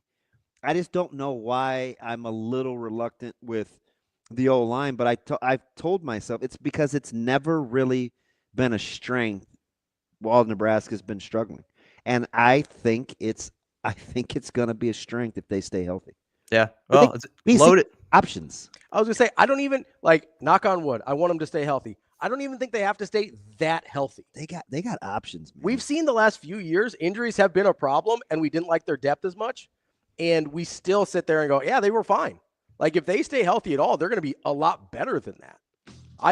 Yeah, they could go 7 or 8 deep. O-line and I would say man coverage on the defensive side were the 2 things that stuck out to me where it came out from coaches and players where it's like, that looks good. Like O-line came up like 6 or 7 practices in one of those Saturday press conferences after sort of a live go or a scrimmage. And Rule was talking about, he highlighted them and they got highlighted again by Shavers and other guys throughout. And so it's backed up by what the guys have said. So it's definitely one of the things I think they felt good about leaving the spring. And you got Donovan Raiola credit. I mean, he's a guy like he has an interesting coaching story at the University of Nebraska when you think about a couple years ago, and he was the guy who was retained, and he's built that up, and they do have a brotherhood in that room. That's one thing that can't be doubted.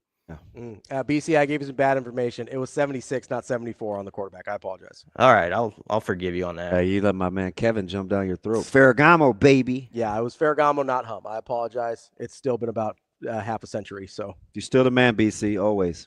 All right, thanks for having me, guys. Appreciate it. That's Brian Christopherson, Husker 24/7. Remember last year I gave you the analogy of whatever you're in. I said, go look at your go look at your checkbook or however you balance your money. Whatever you spend your money on is what you care about. It's what you care about, right? And we would always bitch and moan about the O-line. Oh, they're not this, they're not that. And I'm like, how many times at the end of games or when a game is over do you say, man, that was the O-line's fault? Not very often. It didn't happen very often. So the last 2 years, almost never. It was like this thing that we talked about, and it wasn't even really a thing. You're preaching to the choir. I've been on the Donnie train for a while. I just was like, it was frustrating. Who was sitting here 18 months ago when Teddy Prohaska goes down with an injury and telling people it's gonna be fine? I went through the roster and sat here with you, and I go, hey, what size do you want to tackle to be?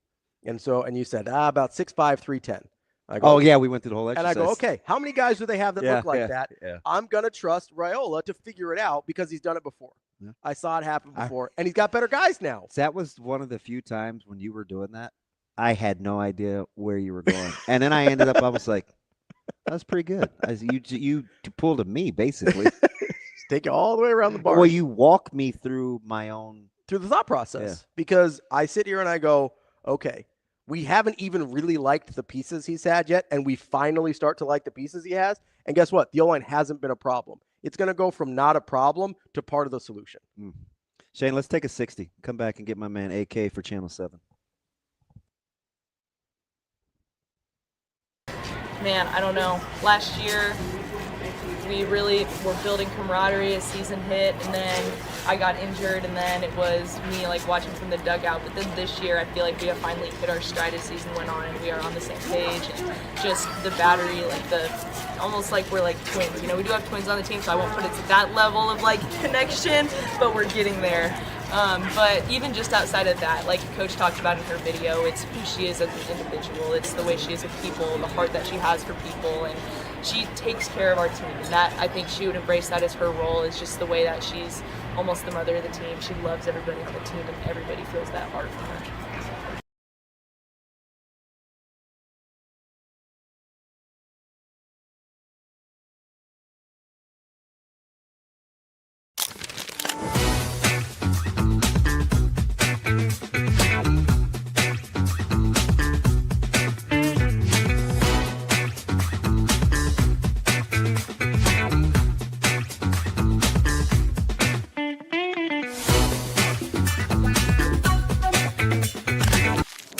Aspirations can drive us.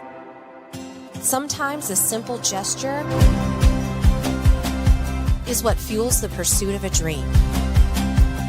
When it's time to make your dream a reality, we are here to help.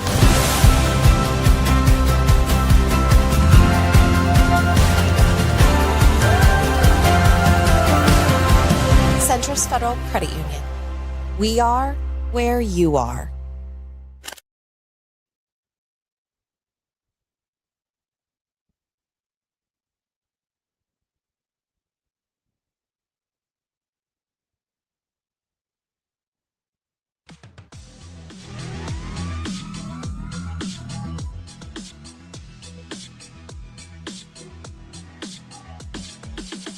You're listening to Hurrdat Sports Live.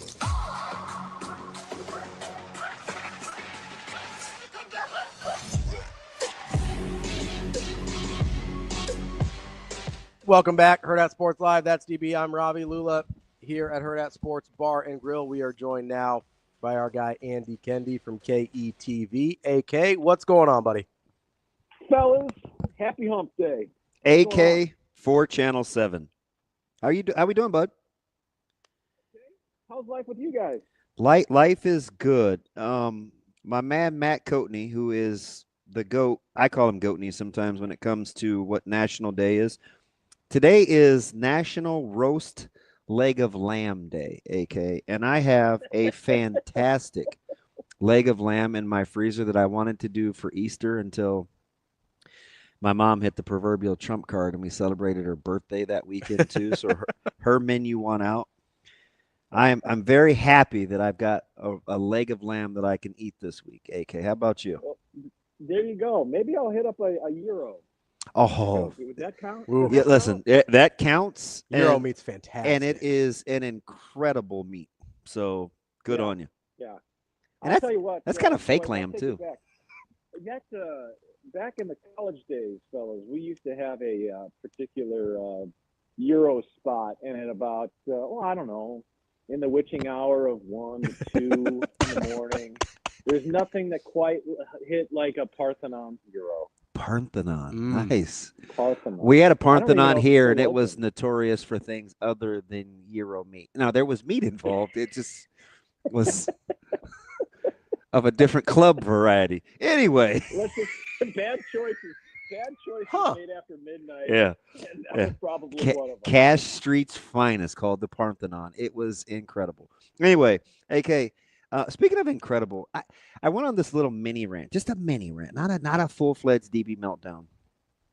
I'm kind of over the whole it just means more when it comes to this Creighton, Nebraska series. And I told Ravi, you do Creighton a disservice because after you won 13 out of 16 and you won another close one last night, and, Nebraska has that crazy fourth inning where they're doing Nebraska things.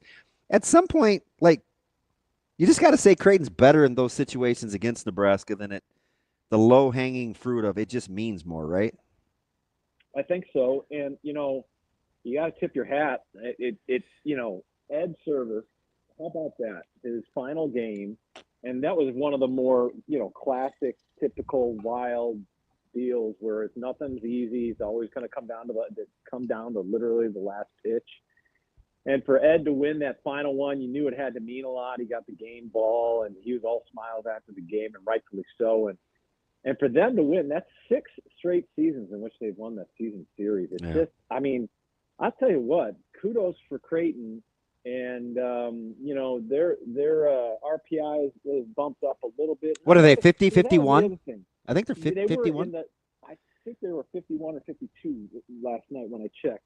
And that's one of those things, DD and Ravi, when you think about it, it's last night, did it matter a lot for RPI? Nah, not really. And in the grand scheme of things, it's a Tuesday night game. But don't tell that to both teams, because both teams were scrapping and clawing. And obviously, Creighton, for their circumstances with their head coach stepping down at the end of the season after so many seasons, it was unbelievable for them to get a win like that. And you got to believe that Ed was smiling ear to ear on that. And that was probably a pretty happy trip, pretty quick trip back to Omaha, that's for sure.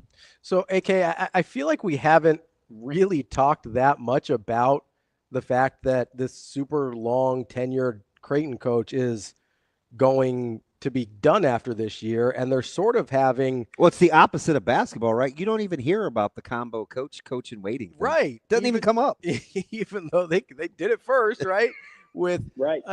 And so you sit here and Creighton's having this really good year in the Big East, and it feels like, and maybe I'm wrong here, maybe I'm projecting my own emotional damage here. It feels like we're all just sort of waiting for the Big East tournament to see what happens, because that's been the site of so many failures for this Creighton program recently.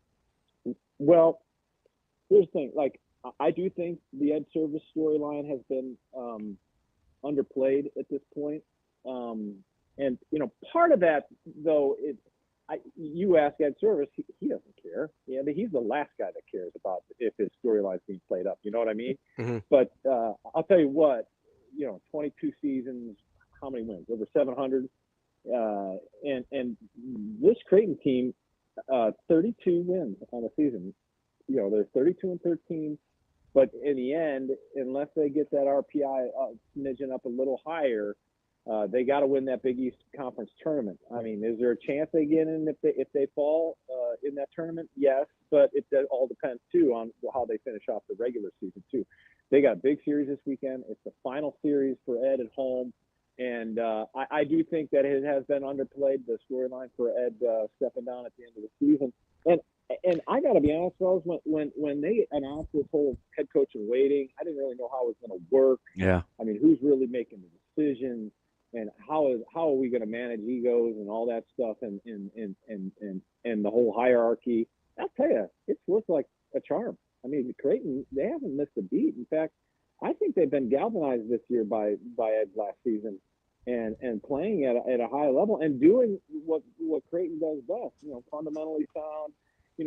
What they did in that big inning yesterday in the fourth. Oh, geez. Right? They take advantage of the other team's mistakes. They put pressure on their defense, and they score 4 runs. You look up at 6-0, and that's Creighton baseball, right? I mean, that is Ed Servais ball right there. You put pressure on the other team, and the other team's going to make mistakes, and that's what happened yesterday. What was North? Was he was like 6 for his last 40. And my man has he deals Nebraska fits last night with 3 hits, and I'm by full disclosure. I love the Sailors family because I played with and against his dad. Nolan Sailors might be one of the best offensive stories we've seen, and he certainly is the best offensive story in the state this year.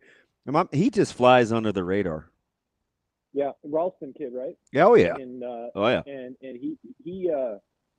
he's just been steady, and he's always there. And you look up, and you're like, oh, who was that? Who was that? Oh, that was Sailor. Oh, who was that? Oh, that was Sailor.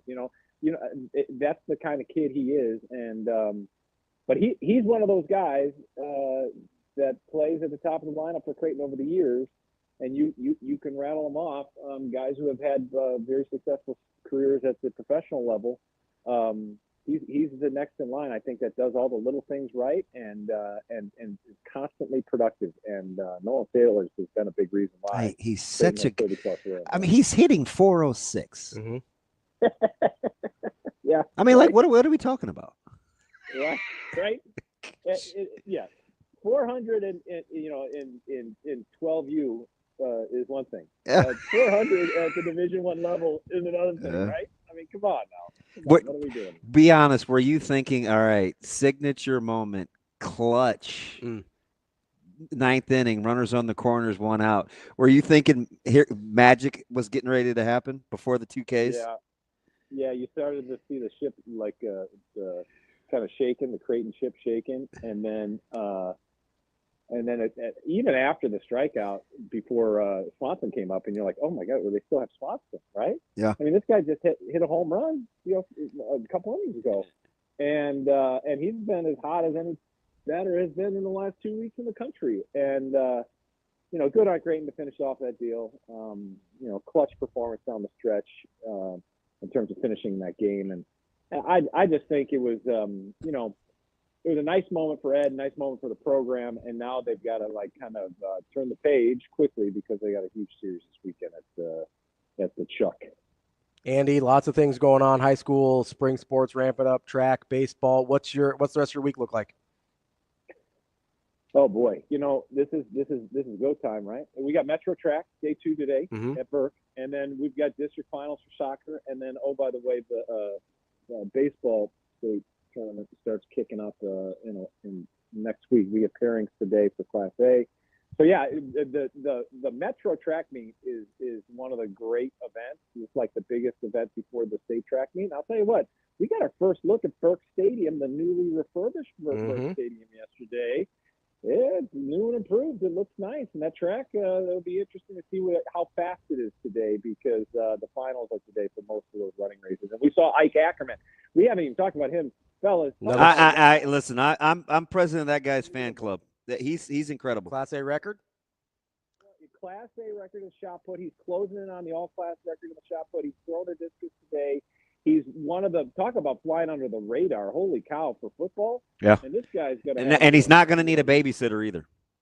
Unbelievable, and a good kid too, well spoken, and I tell you what, this guy is legit, and he's an easy guy to root for, and we'll see what happens today because he's going after some records. And how cool is that to break the shot put record a couple weeks ago and happen to be a legend, Larry Station. A guy who also donned that jersey. That's a great family friend. Cool? Yes, it's incredible. It is incredible. Like I said, dinner at our house. AK, let me ask you something about with kind of this deal with Nebraska and whatever happens with Clearinghouse and not the Clearinghouse, the House Committee and getting to the numbers. At what point do you think we'll look at, do they have to win or just weather the storm, where you go back and you look at the combination of how Dannen and Coach Rule have been so flexible throughout this process, where it seems like a lot lesser. They don't bitch and moan. When they take the podium, it's, hey, we're prepared, we're built for this, we'll adjust.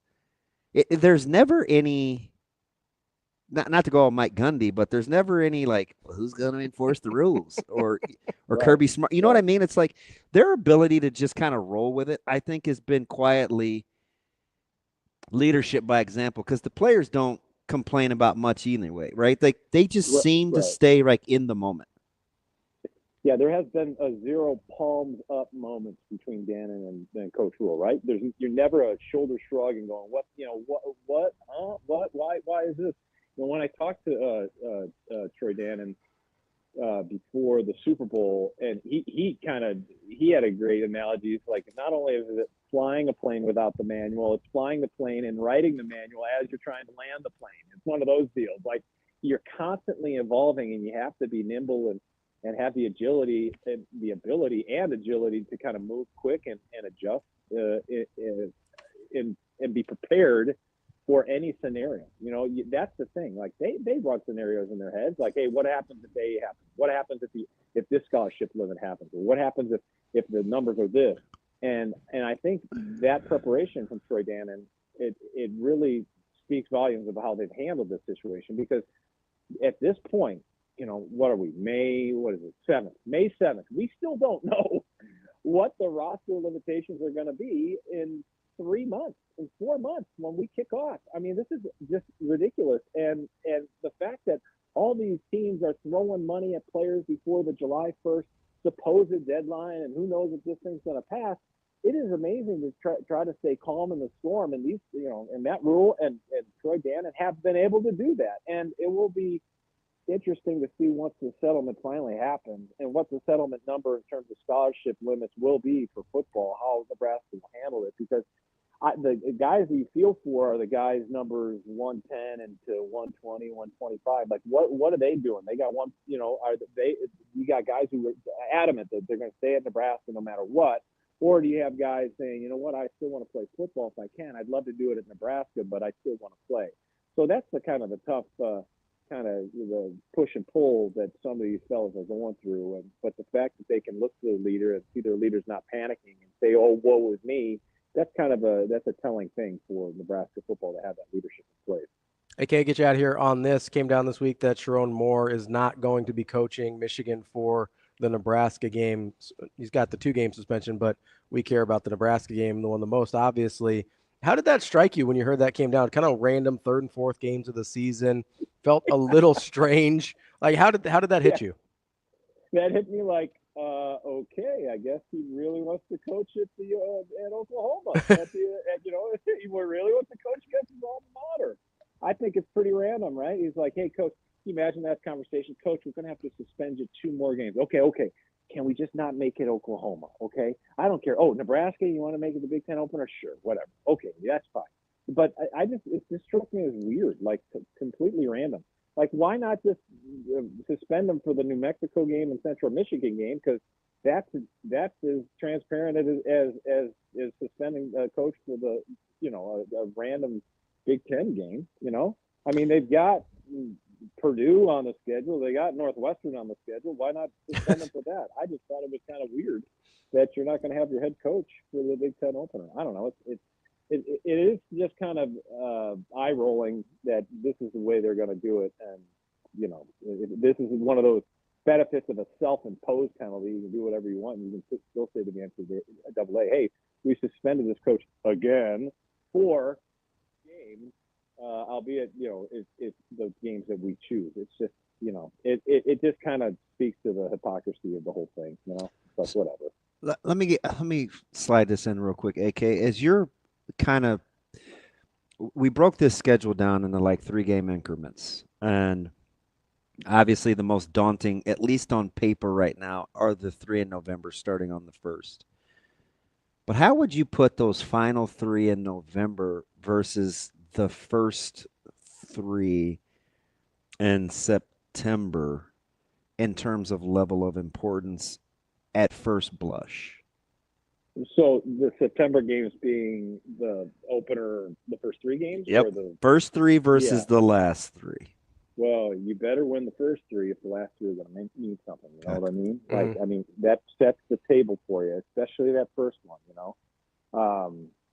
That first game is going to be so crucial in terms of the trajectory of what Nebraska is going to be in 2025, in my opinion. Okay, because you got everything laid out for you. In fact, when you look at the schedule as a whole, you've got a whole lot of things going for it. You know, you got a Cincinnati game that was originally supposed to be down the street in Indianapolis, now moved to basically a home game at Arrowhead in front of a sellout crowd, right?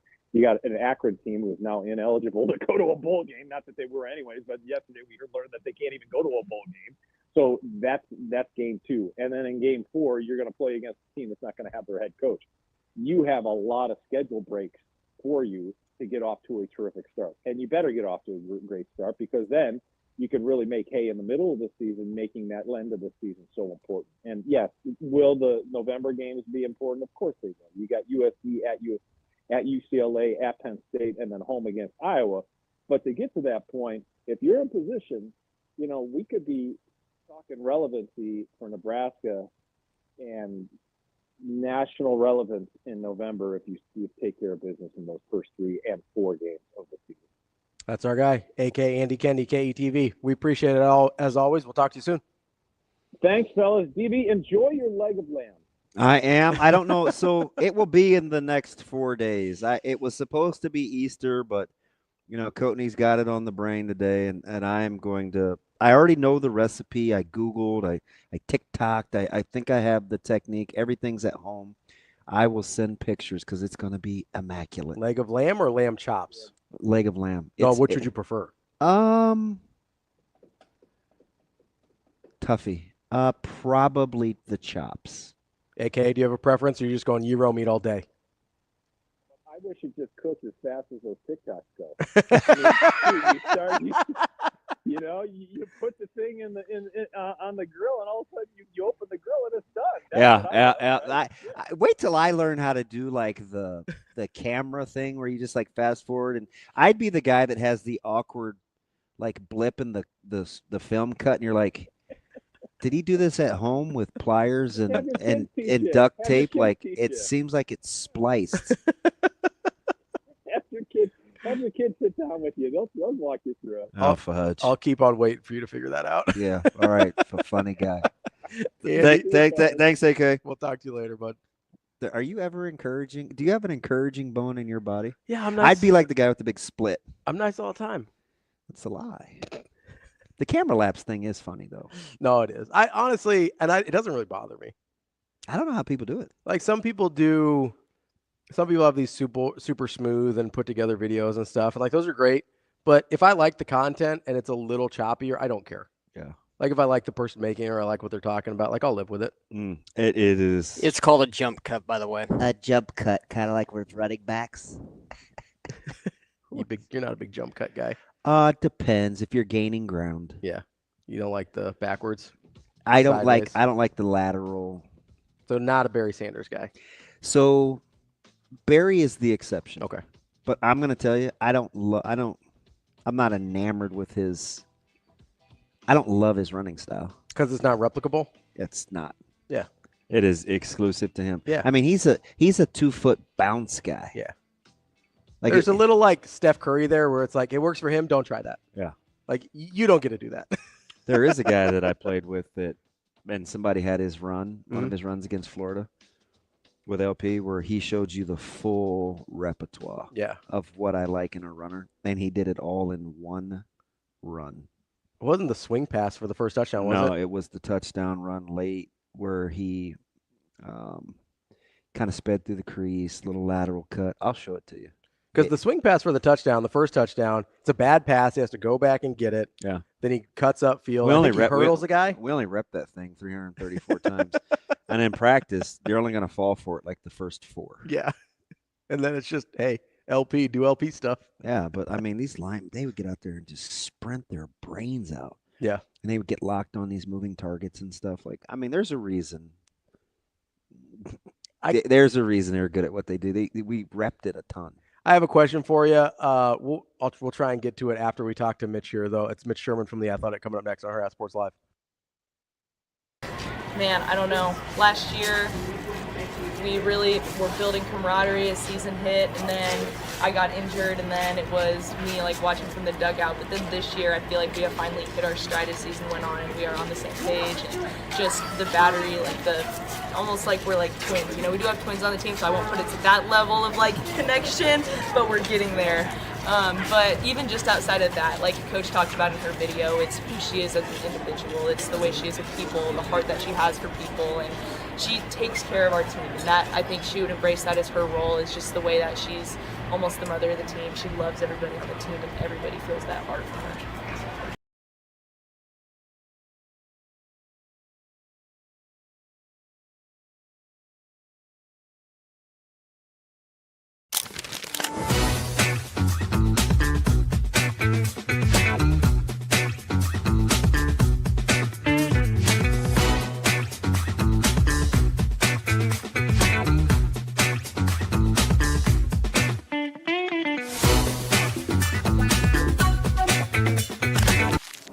Aspirations can drive us.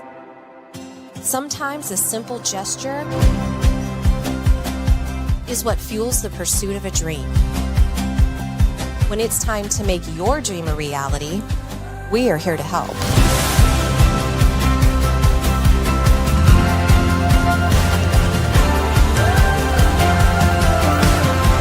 Centris Federal Credit Union. We are where you are.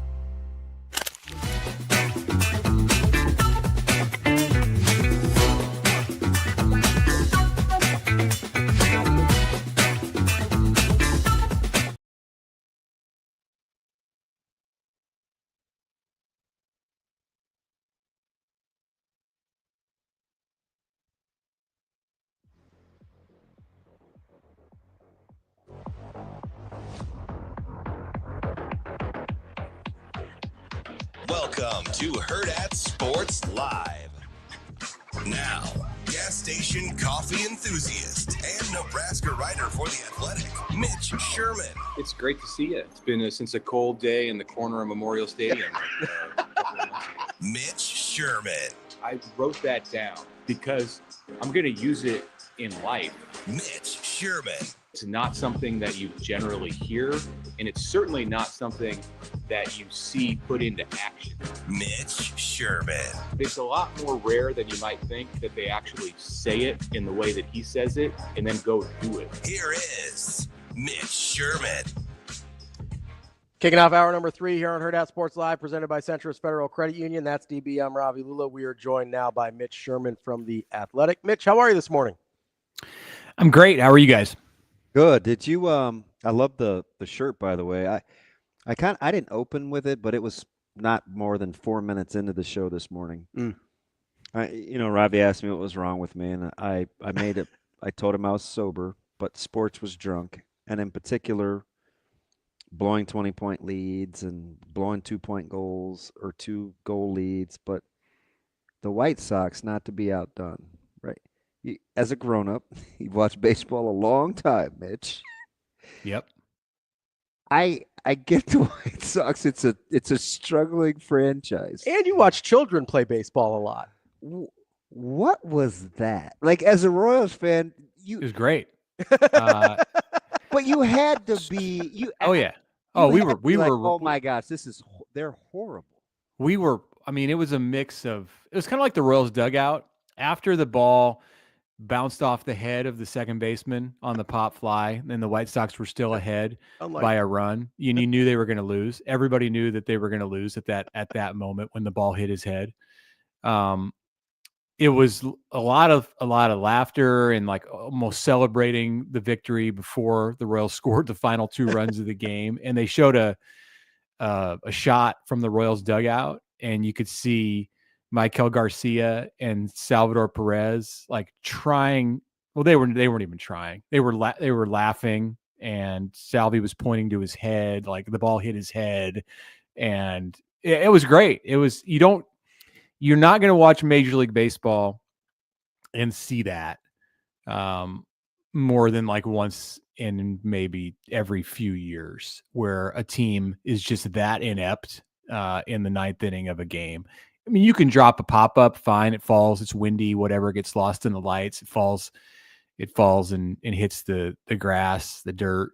But he got hit in the head, and then it bounced directly to the right fielder, who overthrew second base where they had a sure force out because the runner on first thought that the defender was going to catch the ball, not get hit in the head. So yeah, it was fantastic. I would like to propose a rule that if you get hit in the head by a pop-up, you lose the game automatically. It was his immediately the game is over, you lost. It was his expression. Yes, he just looked around. He just was so confused as to what happened. Well, I mean, it probably knocked the sense out of him for a second. Like, that ball was coming down. You don't want to get hit in the head. He's not wearing a helmet. I feel like a super see-through, breakable, fragile house, i.e. glass, because two guys I cheered for. One of them, Yasiel Puig, notorious for balls bouncing off his head. And the other one, Matt Kemp, who I absolutely adore until he fell in love with a voodoo woman named Rihanna. Inexplicably let a ball bounce off his forehead. And a season, Mitch, in which he was picked off a league-leading 7 times on base. Okay, so I shouldn't laugh, but I was like, oh my gosh, they're horrible. At least Kemp, he fell in love, so he couldn't clearly think straight, but he used to be my favorite. Mitch, you talk about random guys. I asked you that a couple weeks ago. Matt Kemp is the guy that I have an unusually incredible affinity for, and I can't explain it. Okay. I mean, if he plays for your team, then you don't have to explain it. Yeah. Well, I mean, it's not like you're singing Buddy Biancalana's praises or anything, are you? I will. I would. Big Joe Randa guy myself. It feels like since we're talking about like ridiculous things that happen on a baseball field, that this is a lead into Nebraska on Tuesday night against Creighton, right? Mitch, I said this to Ravi this morning. Was there anything more Nebraska this year than that 4th inning? Well, I turned it off at that point. I was watching the Royals and White Sox. You can't throw it over the Creighton plate. Scored 4 runs. So you can't pick it. You run yourself out of an inning. I'm like, what are we doing? We've seen it before. That's the MO of this team, is to have lapses. And I was there last Tuesday at Haymarket watching Nebraska against a good Kansas State team. It was a good Creighton team last night. And same kind of deal. It doesn't always show up. Like they'll look good for 2 or 3 innings, and then all of a sudden, why didn't you tag up? Why didn't you get that out when it was right there for you? Yeah. It's in the dirt. Infuriating. It's infuriating. And if you walk 9, that you're not going to win many games. I said this to DB. It felt like the entire season was encapsulated in last night's game, where it's just you have really bad stretches, 2-3 innings where you look terrible, and then you've got this stretch at the end where it looks like I did think Gabe Swanson was going to come through. Where it looks like you're going to win, and you make the because field it was come Gabe. back, yeah. and then you have this opportunity, and then you fall flat on your face again with the 2 strikeouts. With the 2 Ks. Like it just felt like the entire season packed into the one game. I should have employed the 2 TV setup, and I had that going on at the very beginning of the game, but then Creighton was going to run away with it, I thought. So I just went to 1 TV and watched the Royals and White Sox. But as soon as that game ended and Bobby Witt had the walk-off, I flipped it back over to BTN Plus to see that Nebraska had cut the lead from 8-4 to 8-7 in the bottom of the 9th. And it's like the same kind of feeling from the previous game. Like, oh, Creighton's going to lose this game.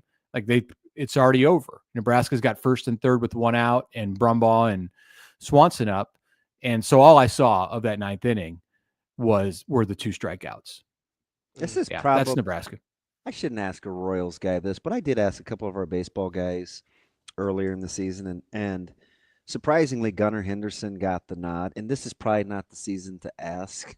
But you'd take Bobby Witt Jr. every day that ends in Y going forward over Gunnar Henderson, I'm guessing, Mitch, because he's your guy. Oh, yeah.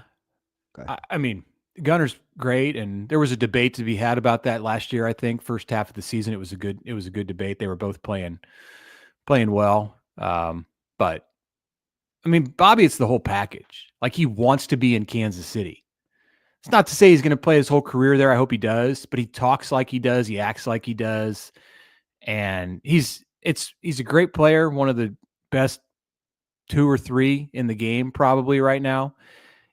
But it's more than that with him. Like, he's perfect for the Royals. Mitch, it's kind of funny you bring that up because I hear a lot of corollaries there, at least the way I feel about certain guys and the University of Nebraska, where like I want guys that want to be there, right? Where we sort of gravitate, whether it's to, Matt Rule as the head coach or whether it's to certain players like a Jace Reynolds that, decides to stay in state and be there. Like, is that, I don't know, like, is that just like a uniquely Midwest thing where it's like we want for whatever reason, we want our guys to want us as much as we want them? Yeah, I mean, I think if you're in New York or LA or Dallas, like, that probably doesn't come into the equation quite as much. Maybe because a lot of people want to be there and not everybody. It takes a unique person, a specific kind of person to want to be in Kansas City in a small market, or to play football at Nebraska when there's more glamorous locations that exist in their own conference or around the country. Sure, I can see that, and there definitely some parallels between those situations. Yeah, Nebraska football has succeeded over the years and won championships because it maximized what it was getting out of the people who most wanted to be there. Like, if you're just like lukewarm on it, then it's probably not for you. Hey, let me ask you something, Mitch. I kind of intimated this talking to you a little while ago, and I'm still waiting on the House settlement. We're all still waiting on the House settlement stuff. Today. And I was like, I have this particular affinity and appreciation for how malleable Coach Rule and Coach Dannen, Troy Dannen have been kind of working the situation, right? We touched on top last week. For me to feel really good, or for you to say, you know what, DB, you're right. Like, their ability to adjust is blank. Do they need to? Do they have to win, or can they get, or will they? Do you think get credit for handling and manipulating the situation to put themselves, whether it's the front office or the admin, or how they kind of have the silos now with recruiting and retention and a GM? Do they have to win, in your opinion, for it to truly appreciate how I think they're staying ahead of a very fluctuating bell curve? Yeah. I mean, because the alternative is that you're losing more than you're winning, and it rings pretty hollow. Even if it looks like you're doing all the right things and you got the right approach and have the right people and they have the right mindset, which I feel is the case with Rule and Dannen in charge of this thing. If you don't win games, then what are we really talking about? I mean, you can still point to things and you could say, well, the circumstances are tough, but are they really? Like, did you see the number in the Big Ten that Nebraska's getting? Yeah, right. And it's going to go up. It's going to go up next year. They're going to get an additional $10 million in their share. That might be low, by the way. They may go from like 63 to 75 or 6. Yeah, it's me over 70 million. Like, it's not really. It's not. It's. And I know there's other teams in a similar situation. All of the Big Ten, most of the Big Ten, and SEC teams are also awash in resources. But yeah, I do think that's the case, that you have to win to validate this feeling that, hey, Nebraska's got a great plan. Nebraska appears to have an excellent plan on how to manage everything that's going on in college sports and the right people at the top. But it's a bottom line deal, and you have to back that up with victories. Mitch, speaking of Troy Dannen, did it move your needle at all that he is now part of the College Football Playoff Committee?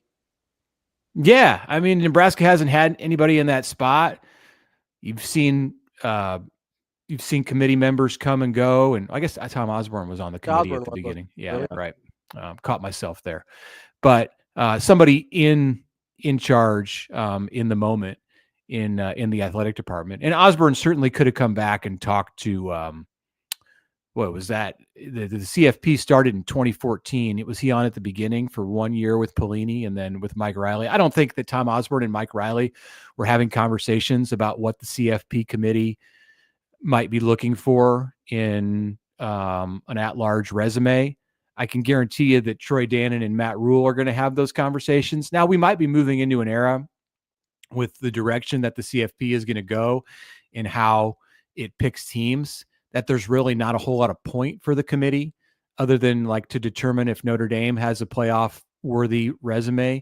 If you're talking about 4 teams from the SEC, 4 from the Big Ten, this amount from the Big 12 and ACC, like you're really going to be limiting at some point the number of at-large teams that get in there. So is the committee just going to exist for Notre Dame for the top, to pick the top group of 5 team and then to like seed everybody? I mean, so maybe you're going to take some in the near future, some value away from having Nebraska, having Troy Dannen in that room.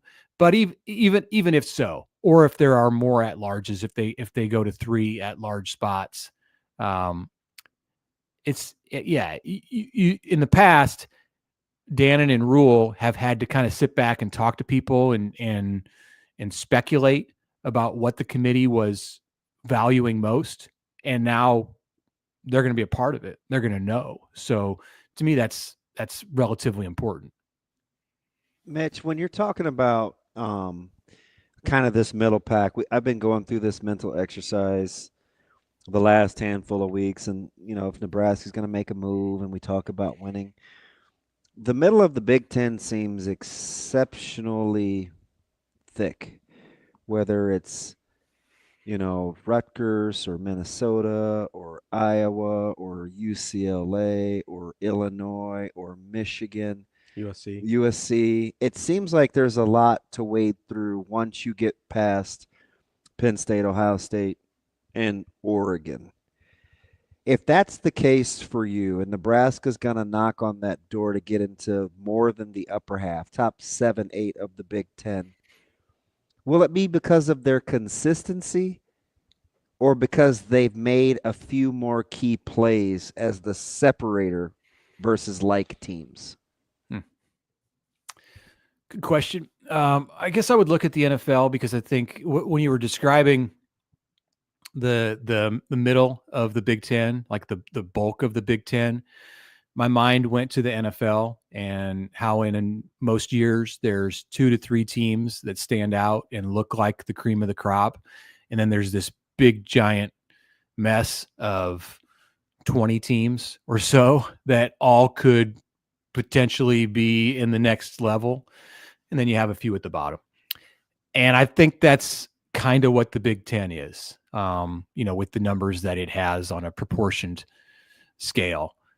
So, but I don't know that the answer necessarily to your question is the same between the NFL and the Big Ten. To me, in the NFL, it's probably more about consistency. I think in college football, you have to make, and it's the same in pro, but more so in watching Nebraska over the past 10 years, or let's just go the past like 6 years, 7 years since Scott Frost came to Nebraska. So his 7 years. I think it's more about making plays in moments, making big plays, like stepping up when the game is on the line, converting a final drive, making a special teams, making a difference in a key moment on special teams, avoiding big mistakes. So, and I think that's still a big separator. As college football and the NFL get more similar,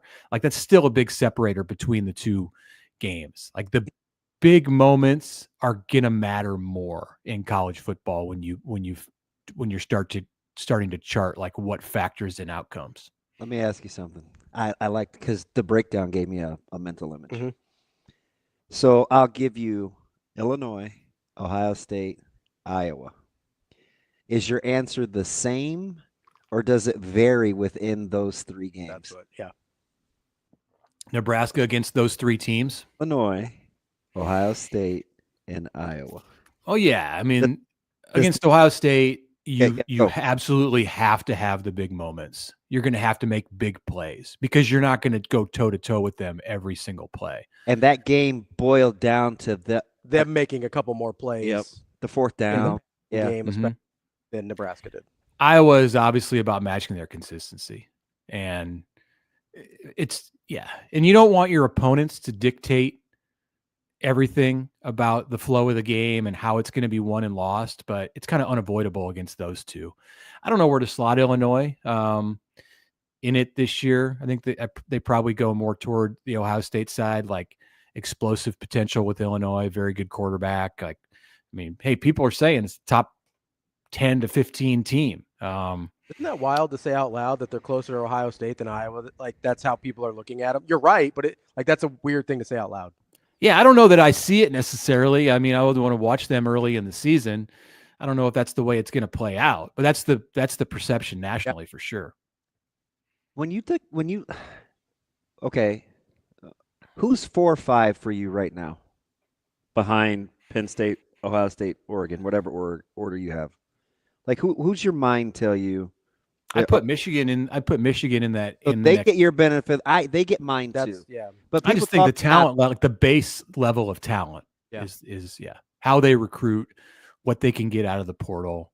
So I mean, Michigan Michigan in a down year this year, where Michigan and very strong at the end, but still 2 defensive linemen drafted in the first half of the first round. Like the base level of talent is just, and it's not like, well, those guys are gone, so their talent. No, like they're going to replace them with not equal players. 4 guys go in the first 2 rounds between. Well, and you would have the corner go in the first round if it weren't for the medicals.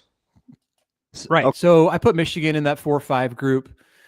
Illinois or SC next? Well, I mean, my mind was on SC because for the same reason, but haven't proven it, obviously, in the Big Ten. And I think there's still a transition period that USC is going through. I don't think, Oregon dispelled some of that last year, but is it Illinois? I still don't know enough about the roster beyond Altmaier to make me confident in saying that. It might well be the case, but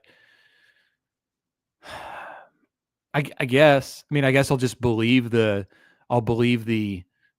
narrative about Illinois right now and go with them. But I'm not feeling super confident about saying that Illinois is. I feel like I know more of what Iowa is going to be than I know what Illinois is going to be. Not that Iowa's like the next team in there in number 5, but you could say Illinois. You could. I think it's open. Like I think that's the spot in like Michigan hasn't cemented its place there either with a freshman quarterback and questions about its roster. I think like after the top of the league, like there's a lot of room for programs to jockey and you could have somebody who might look like the 8th or 9th team right now that ends up in the 3 spot. We're not even talking about Indiana after the season that it had, but I'll believe it when I see it. If they can like repeat if they repeat as a double-digit win team this year, then Curt Cignetti like is the best coach in the Big Ten. So will it be the trifecta? So a couple of our national guys, kind of globally, 30,000-foot view, are not buying Indiana. I closer to am than am not, and I'm not saying they win another 11, 12 games. No, but I don't think they fall off the map either. Where are you on IU, generally speaking, this year?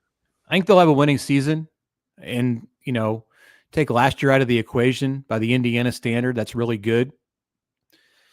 I don't think that they're going to go back and be in the college football playoff. Everything was great about the way that it broke. Things broke for Indiana, like the way the schedule set up, and it was a perfect arrangement. And Cignetti and Curtis Rourke, and those guys deserve a ton of credit for what they did. It wasn't like it was handed to them, or it was forces outside of their control. No, they controlled it and they got it done. But there are a lot of programs out there that are very competent and can't can't do that. So to do it 2 years in a row, I don't think so. But I think he's building something there. I think in addition to like the high end that you saw last year, and they got really confident, and it just doesn't always work out that way. But in addition to that, he's building a foundation, and I think they're going to come back to earth a bit this year. And we saw that at the end of last season when they started playing really good teams. But it's still going to be good. Like they're a bowl team. You have a dark horse that interests you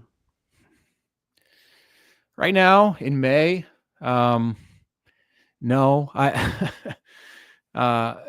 not even sure how to classify that. Like who you would. So I talk about that middle pack. UCLA a dark horse. Their win total is 5.5, so they would count as a dark horse. All right, I'll just go there. So Rutgers, UCLA, and who's the other team? All have 5.5 as their win total. Of those three, I'd probably take UCLA. Yeah, so we underestimate no. Here, shocker. It's Rutgers, Wisconsin, and UCLA, and no one talks about Wisconsin.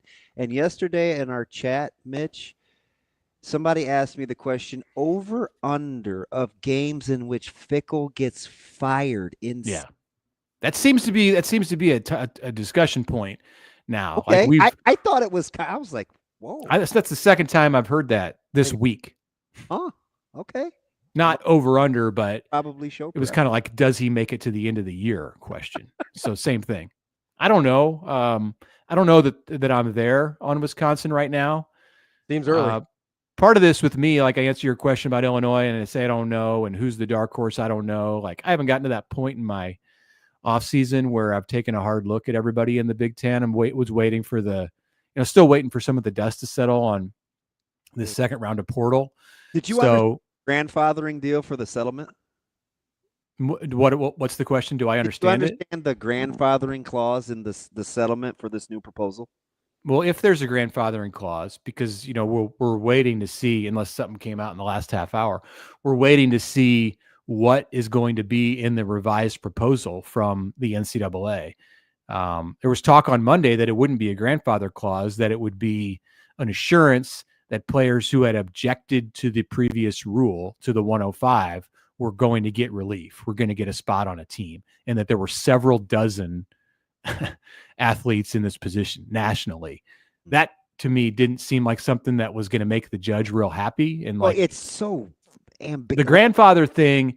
So what I heard yesterday, or what I read yesterday in some media reports, was that the Big 12, maybe, that schools were going to get the choice whether they wanted to have a grandfather clause. And I don't know that one is going to make everybody happy. There's one person who has to be happy in order for this thing to be approved, and that's the federal judge, Claudia Wilken.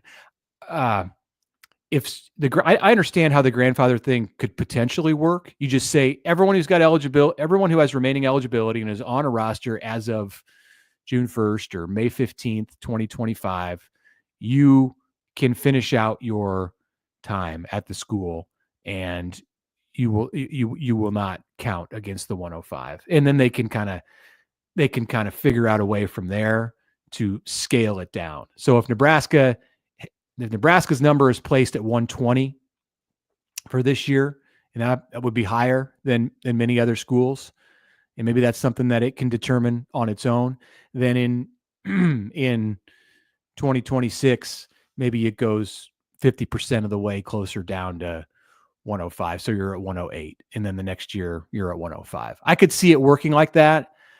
And I hope it's something like that, because that seems to make sense. Where you don't want to be is in that spot where there's much of any likelihood at all that the judge can say nope, and because then we have chaos in college sports for the rest of this year. If you believe her when she says this is it, or I'm tossing a whole. I don't know. I guess, yeah. I mean, you can't bluff that. I mean, you can, but We've kicked it down. Leave himself any wiggle room. Well, and we've kicked it down the road so far. I feel like now it's now or never. Like you got to approve it or deny it. And if they deny it, then it's going to trial, and that could take years. This is the thing that she's been harping on literally since the beginning. Like, I just don't understand why the powers that be in the NCAA and I know. I don't understand why they are trying to play around with it. Like, am I missing something where a grandfather clause is overly punitive to certain teams? Because I don't understand why they wouldn't just say, like, yep, everybody that's there is cool. You have to be at 105 by July 1st, 2027, or whatever the date is, right? But everybody until then, we're cool. Like, this is the one thing she's been stuck on this entire time. And they seem to not take her seriously. Like, I don't think they want to play around with this, yet they continue to do it. Am I missing something about why? No doubt. No, I'm with you. Think about if they do play around with it and she says, fine, I'm going to deny this. And it ends up going to trial. And it takes so many more, it takes years, and there's legal, the legal fees alone are going to be in the millions. And then the jury or whoever would determine the outcome of this thing, the money that the NCAA is agreeing to pay in the settlement, you can be guaranteed it's going to be higher in the outcome of a trial, probably in the order of billions of dollars higher when it all shakes down. So why would you mess around about roster limits, which are such a small part, relatively speaking, in the overall case? This settlement is handing them a win on a silver platter. Like, I don't understand. Like, much of a win as you can get. Yeah, they're still paying $3 billion in back pay to former athletes, but they got off cheap with that. They did, because if you don't accept this, it'll be more if they go to trial. I would say this protects them so much from other things. If this gets accepted, like, they have to be out of their minds to be playing around on such a minor issue in the grand scheme of what this is. I totally agree. Like, it's their own existence they're playing around with. Exactly. Like, this could be existentially detrimental to them. Let me get you out of here on this, Mitch. I love preaching to the choir, man. This new format, because you get a smart dude, you just talk to him. Where are you with how serious? How much do you care? Do you like what they're trying to be proactive? Where are you on Sharon Moore and the self-imposed? And I don't mean to be silly about it. It just seems silly with how they went about it. I went off on this yesterday. I kind of had my say. I think that Michigan, if they're going to suspend him for weeks 3 and 4 and do that like arbitrarily, how about weeks 1 and 10 instead? Like, they should suspend him for the New Mexico game and the Purdue game in Ann Arbor. Like, if you just get to pick the weeks, why not do that? You just get to pick, right? Like, apparently. Yeah. Or weeks 1 and 3, suspend him for New Mexico and Central Michigan. They're home games. It's tough. It's tough. You need your coach on the road. So I like, why would you choose to suspend your head coach for the conference opener? Like, it's not a walk in the park. I get that Nebraska's not what Nebraska once was, but maybe they wanted to do the Big Ten a solid and still let Moore get his dessert in Norman. I don't know. Yeah. So there's this, he needs to go back to his alma mater. They're going to recognize him. Well, too bad you don't get to pick. You got suspended. Like, you take your medicine. Like, I don't care if it's your alma mater. That was my have your cake and eat it too moment yesterday. Yeah. I didn't understand it, but I did get the fact that, Mitch, I don't know what a bleeding heart you are or aren't, but are you cool with the fact that it's Oklahoma's idea and you didn't want to, like, it's they're the ones honoring him, so you acquiesce? Or no? He's like, no. No. If you're going to be suspended, you should be suspended for the first 2 games. I mean, come on. We're going to pick week 3 and 4. Like, you don't get to set the terms of your suspension. Apparently you do, but you shouldn't be able to.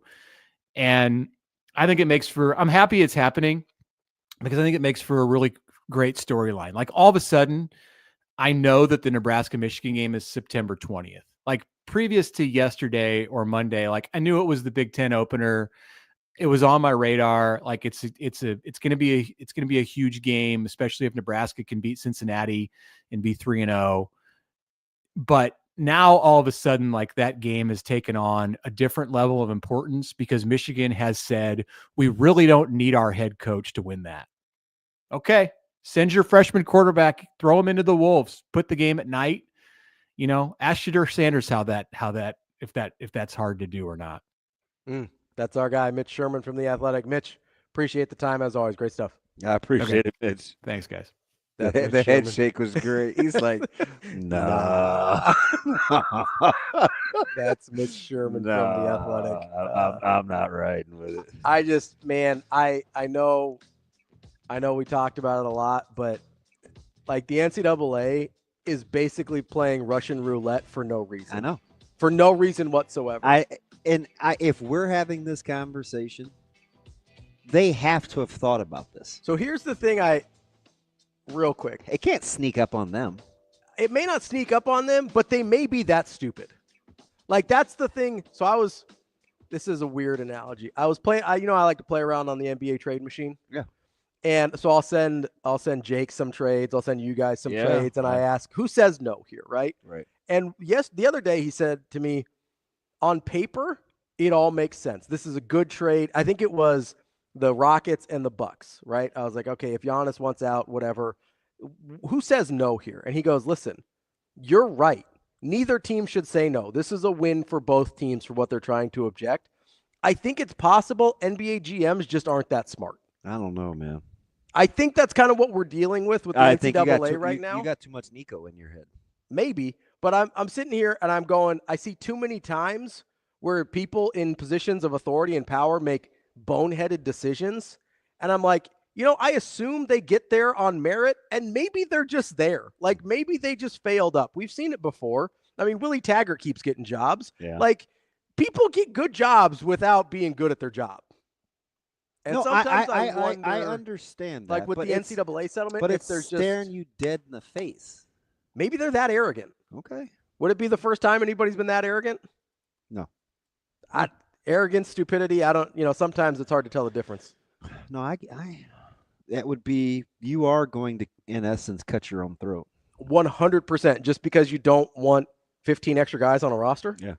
And most schools, it's not even that. Because the interesting thing was, it wasn't even part of the initial proposal. No. Like that was an add-on. It was just sort of a toss-in.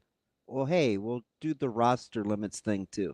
Okay. Cool. But you're going to end up cutting your own. That's like cutting your nose to spite your face for, I don't even know what the upside is here. That's why I asked Mitch about is there something more punitive about the grandfather clause than I'm realizing? Because I'm sitting here and I go, why would you even fight this?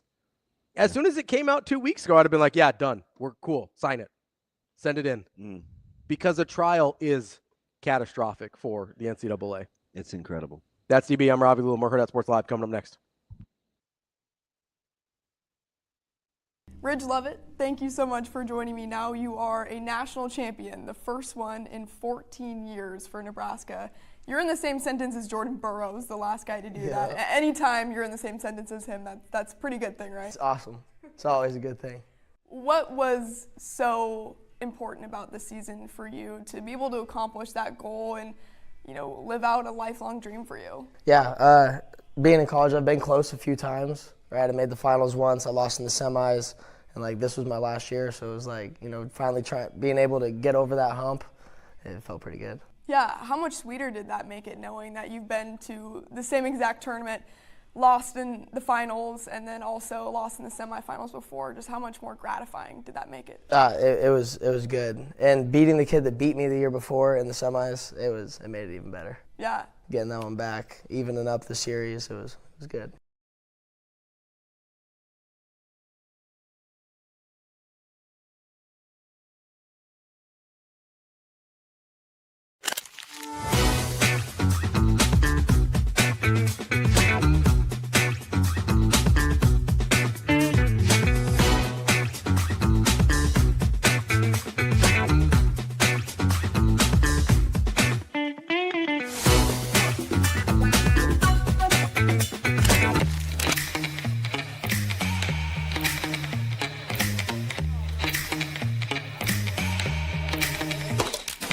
cheddar, we getting Rico. Big money rolls like burritos. Give me that hot sauce, no pico. Give me that.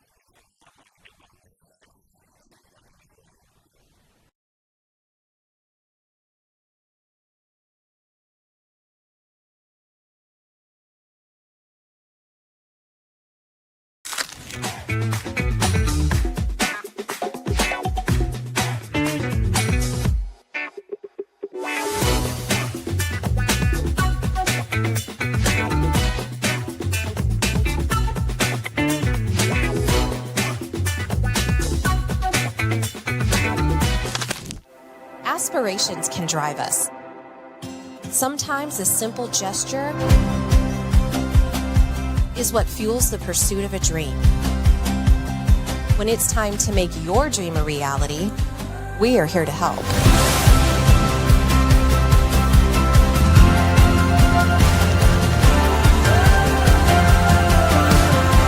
Centris Federal Credit Union. We are where you are.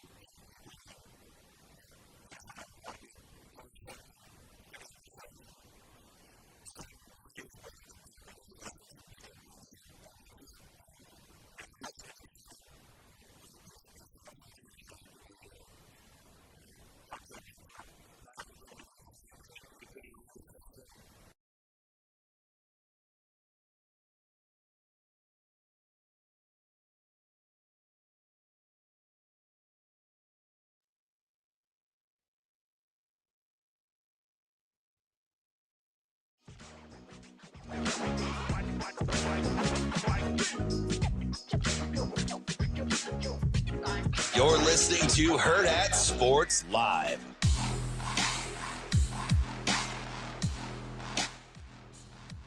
We're back here on Hurrdat Sports Live, presented by Centris Federal Credit Union. That's DB. I'm Ravi, Lulla here at Hurrdat Sports Bar and Grill, reminding you, if you're in the market for a new vehicle, it does matter where you go to get that financing, and Centris Federal Credit Union has you covered. They'll help you find the right auto loan with competitive rates and pre-approvals, because we know and they know how important reliable transportation is. And whether it's a car, maybe you're looking at a recreational vehicle. I'm not a big motorcycle guy, but maybe you're like Amazing Daniel. You want to ride something on two wheels. They've got you covered no matter what it is. Check out centrisfcu.org to learn more. Federally insured by NCUA. Hey, Big Game Hunt said we couldn't hear Coach Mack. You hear that, Shane? I care. I care. We couldn't hear. Oh, Coach Mike. yeah. No, you don't. What Knock is that? it, what is that? What is that? Yeah. What? So you were aware and didn't fix it, or you're not aware and don't care? It's I'm aware. Easy over there, man. Hey, buddy, it's not me. It was the original recorded audio. Hey, There's buddy. nothing I can do. I don't that's touch. why I'm asking. I don't touch the damn slider. If I'm asking though, has it been brought to the attention of the Yes, people it that put has. the commercials? Okay. Yes, it has. That's all I'm asking, Shane. And I don't say the P word often, penis.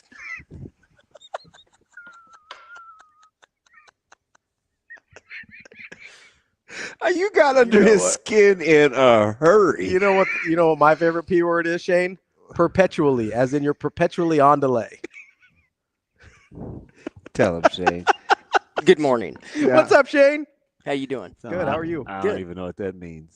Perpetually. It means like continually. It's like over and over again. Oh, did you like all my drugs? Like Tim McGraw and Nelly, over and over again.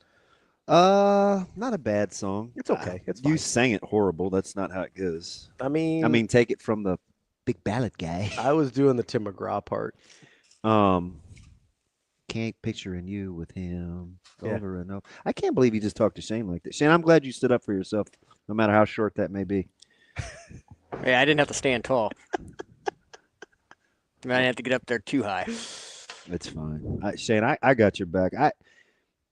I'm always going to defend you, especially against this yahoo. Listen, I'm just asking questions, trying to make everybody said, "Look, better. buddy." Look, buddy. Trying to make everybody better. It's called accountability. He went to the buddy card. It's called accountability. Dude, how about my man Joseph being a Steelers and a Raiders fan? I'm shook.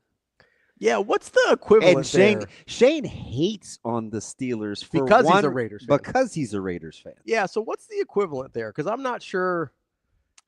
So age matters here, right? Because if you grew up and in he and I are the same age. Joseph is? Yeah. Okay, so he should hate one or the other. Yep. Okay, because you hate the Raiders. 100%. Okay, so if you were, let's say, 2000s but baby we or something, ruin their seasons more. So I don't. so it's kind of his- like how his I disdain for you is worse than yours for him. Yes. Totally Like, fair. Shane would get. We used to have some. Shane, I know you don't want to talk about the Immaculate Reception again, but that was probably the one time I can remember him being fairly disgruntled. Yeah. Like I said the P word before. Perturbed. Yeah, perturbed. Yeah. I'm pretty annoyed. Yeah. It was pretty pathetic. See, big game hunt. Now he says he feels bad that he said anything. He got fight. No, listen. What? What's the rest? What's the rest? I don't know. A little dude in a knot. It's fine. P words. Oh. No, I was just talking about the order in which I fell in love with my teams. Joseph says he's no ordinary. Yeah, I'm trying to figure out, like, okay, if you're a, I'm telling you, I think what's a modern equivalent? He gives you a hard time. He seems like a guy you may like, though. Joseph? Yeah. I mean, I don't think he gives me that hard of a The time. dude He's said just a- Husker wrestling for like 48 days in a row. Yeah, I mean, that's fine. Husker wrestling. We talk about it when it's relevant, and Husker wrestling. like their season's over. I don't know what you want me to do here. Like, I was happy that AZ Beezy got the. yeah, got with Manning and with and Ridge there. Yeah, Had I a little told you the other day when I saw Ridge. Yeah, she brought Jessica brought him in. Yeah, had a nice And little I was like, conversation. I guarantee you, I like you a lot more than you like me. That's your go-to. He like leaned into me and gave me the hug. I'm like, golly, you're a little guy. Yeah, Little guy. not a big fella. No, but he's great. Scrappy. I love him. I do. Super crush. He is. He's been one you've been talking about. Yep. He was not the guy that I adopted this year, but I'm all in. Intro? Yes. Yeah. Yes. I rotate. Yeah. No, I understand. It's like your coaches. I don't have one yet, though. Coach? Yeah. Yeah. I don't know who it's. I think I know who it's going to be this year. You keep saying that. Don't tell me because I don't want to be. Yeah, I know, because you'll do it just to spite me. You'll Yes. not do it just to I spite will me. pick the opposite. But I think I know who it is. Hey, T-Mac just low-key gas in the fire because it's what he does. He said it's been messed up since Monday, though. Oh, I appreciate that. That is so T-Mac. T-Mac, he didn't touch the slider. He told me. All right, it's fine. Look, buddy. He didn't touch the slider. My bad. I overreacted on He's that. like White Castle. He's not touching those sliders. Shane, guy did a food review of crappy but popular restaurants. Yeah. And I watched him eat 4 sliders from White Castle. Yeah. I cringed with every. I've never been to a White Castle. Oh, yeah. I was in Oh, it was like 2. It might have been Minneapolis. What's the closest No, White Castle to here? It's Indianapolis. I was in Indianapolis, and ordered White Castle, but I got the breakfast sliders, and it was literally 2 in the morning. Yeah. Oh yeah, couldn't sleep a wink. Is that this year? No, this was Big Ten tournament or Big Ten championship. Okay, so a while and we back. had a 5 or 5:30 flight, and we had like an 8 o'clock flight, and we fought on radio. Mm-hmm. Like literally fought. It was me, JB, Severe. And Severe and I got into a knockdown argument about Kenny Bell's block. Oh, yeah. And so when I got back, which the show got over at like 3:30, I think I showered, ordered White Castle. We had to be down in the lobby at like 5:15, and we bolted. So what was the argument? He kept telling me that it was such a bad – we were arguing defenseless. Okay. And I kept telling him – if you're pursuing the ball carrier, you're not defenseless. I said the dude could make the play, anything could happen. Yeah, if you're – and Severe's a big letter of the law guy. Yeah, if you're pursuing the ball carrier, you're not defenseless. And it was already pretty tumultuous. And he got in front of him. And I'm a guy that walked back. Yeah, left yeah. the game. Yeah. So that's back when I couldn't really control my emotions either. Oh boy, that was very contentious radio. Yeah. And it didn't help that it was 2 in the morning. Yeah. Oh, it's not ideal. No, we were rolling. I mean, it was. I still to this day, I'm like, use a different. Like they've cleaned the verbiage up a little bit, like unnecessary, but yeah, it's still dumb. The whole defenseless thing, it's still dumb. Again, tell that to D linemen that get trapped on trap blocks.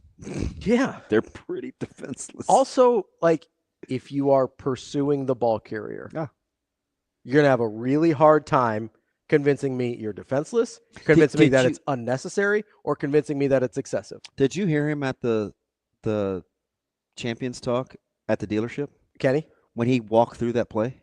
No, I think I missed that part. He said he goes, the block gets a ton of love. Yeah. But he said the only reason I was in position is because I dogged my route. I was supposed to clear out, right? They were going to run the overs, and he was supposed to clear. And they ended up getting the over route late, but because he was so lazy, he was in position. So he's like, I got to make up for it. I just like the kind of like self-awareness. And no, I like that. And of course, it now lasts in infamy. You know what's funny though? That game gets so over. There were some great plays in that game, and it's just nobody revisits it.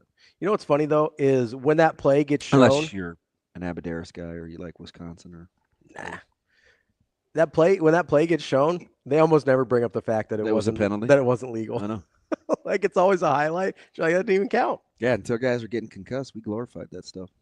Even after for a while, it's a great play. It is a great play. It's a great play. That's the thing is it's not malicious. It ends up looking a certain way. And I think he and Devin are I think they're boys. Yeah. The dude he rocked. Like it ends up looking a certain way just because of the physics of the sport.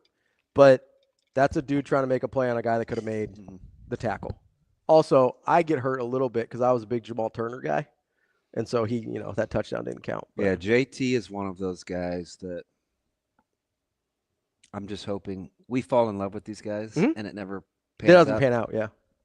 I'm hoping we're over that phase as fans. Because every year is supposed to be this guy's year. We almost went through it with Betts. We almost went through it with we did go through it with Betts, I think. Malachi Coleman. I mean, we always pick these guys, right? And it's like, so is that the fan base fault or is that part of the program? Because you look at these guys, they are talented. The guys that we tend to fall in love with. Well, the next prime candidate could be Carter Nelson. I'm going to need Carter to function at a high level. Otherwise, he's going to be the guy that Nebraska fans are.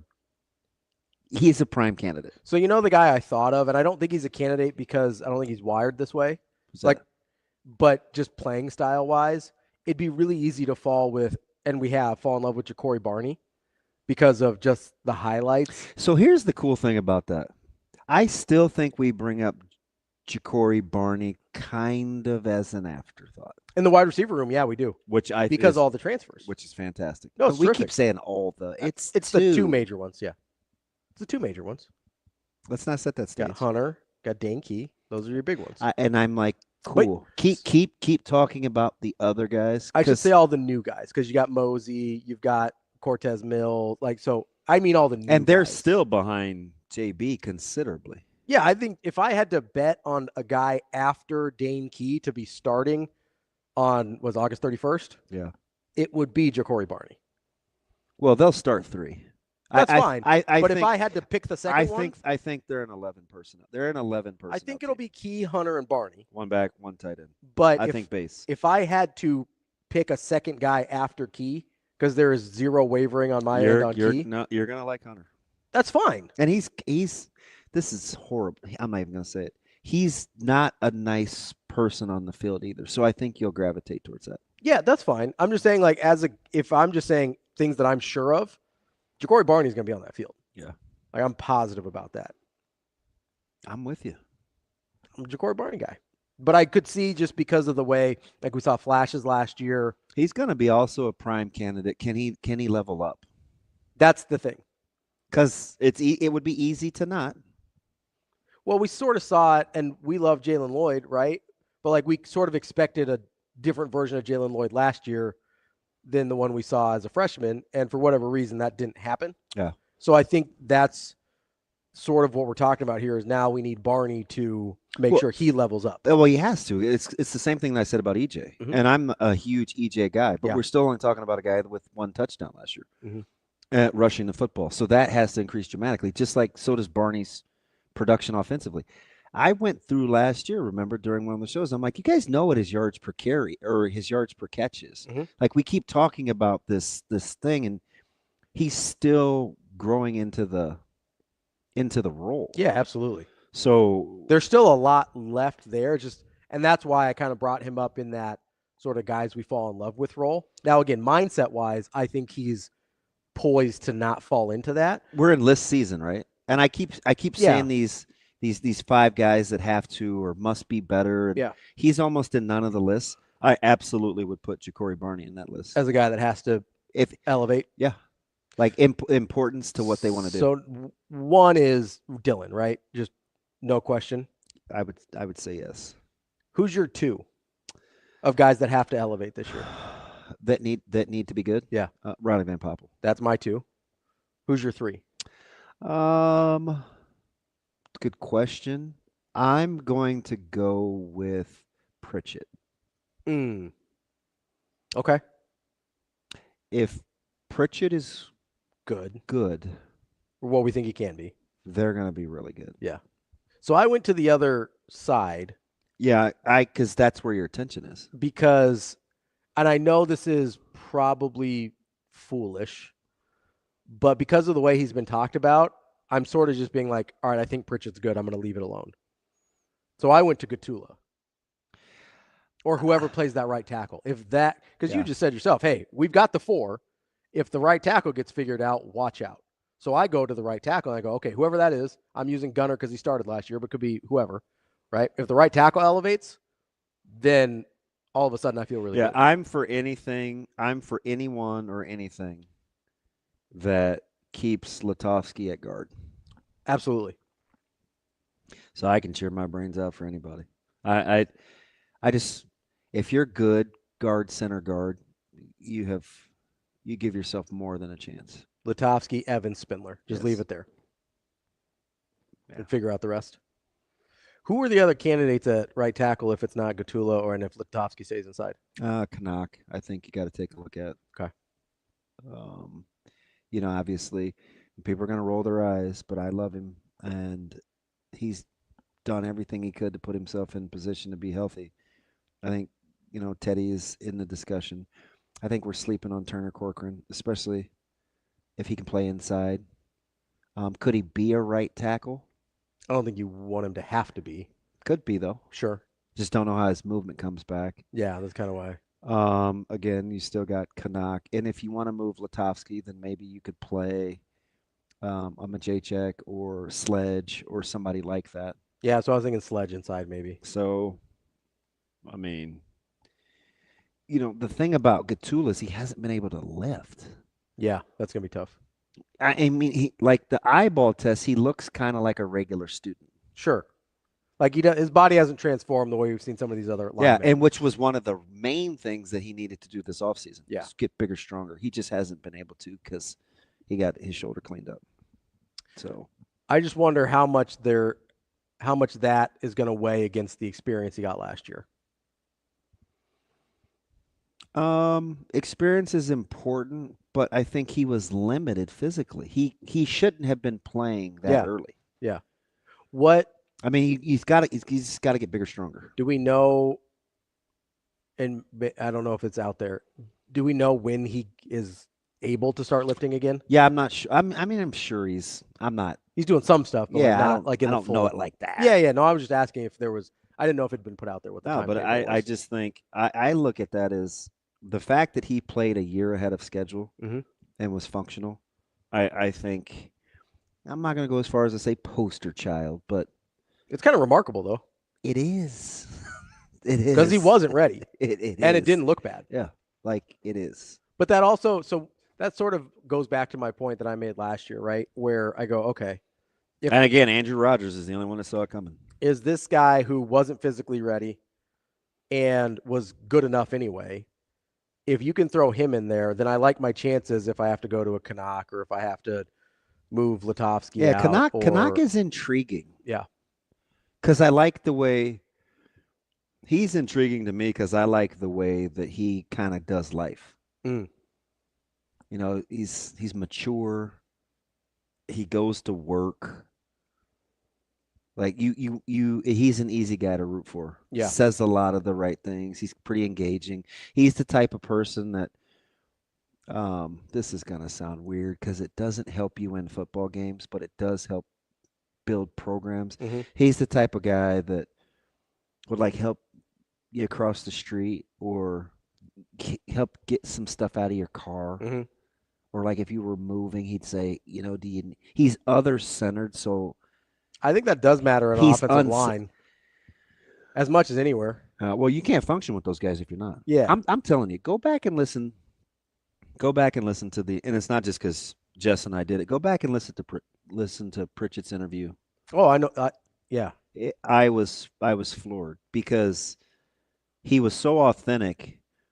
And he looked dead at me, and I'm looking up about 7 feet. And I'm like, he's like, yeah, I don't take that stuff for granted. I'm not going to say at Bama it was like fend for yourself because those guys were good. But he said here is different. Yeah, it's everybody. I was like, I mean, I watched it. I told you the stories about the bowl game getting on the bus. Mm-hmm. And I gave you the how analogy. The same and how they lift the well, same. It was like the scene in Malcolm X where they were protesting out in front of the hospital. Yeah. And the cop was like, that's too much power for one man to have. They didn't move until this particular lineman said, time to go. Time to go. And then they all went. And I was like, it's kind of cool. Yeah. What does that have to do with winning?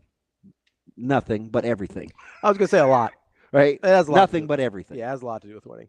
It's like when Coach Rule talks about the box in the hallway on the recruiting trip, right? Yeah. Like, what does that have to do with winning? Nothing, but how you do things matters, right?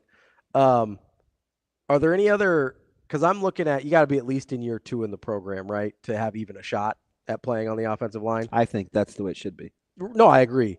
So is there anybody else? I mean, we mentioned Machacek.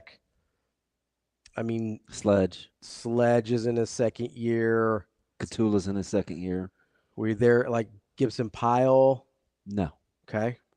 Gatula's being his third year, right? He was a redshirt freshman last year. So last year was in his second year.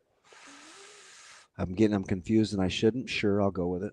No one like a Knutson yet. He's interesting. Frame wise, he's interesting. Yeah. Give me another one. I'm missing one. Preston Taumua. Yep.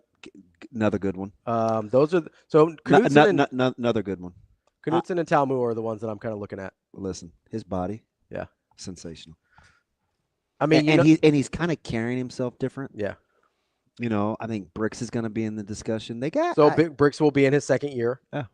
Now I know people always looked at him kind of as they assumed he'd be a guard, but so they did with Lutovsky, and they're talking about him at tackle. And I think Bricks is probably a little more athletic than Lutovsky, but that's just my opinion. Yeah. So they're going to have options. Well, you get to 10 without squinting. Yeah. I mean, how many we just named now? And you know whose name we haven't even said yet? Kenny Prohaska. Yeah. Well, I have no idea. I didn't say his name out loud. I said, yeah. You know, I get it. because I cheer for him. But that's always going to be an option at right tackle, and you're not in a position where you have to roll. That's him what's out important.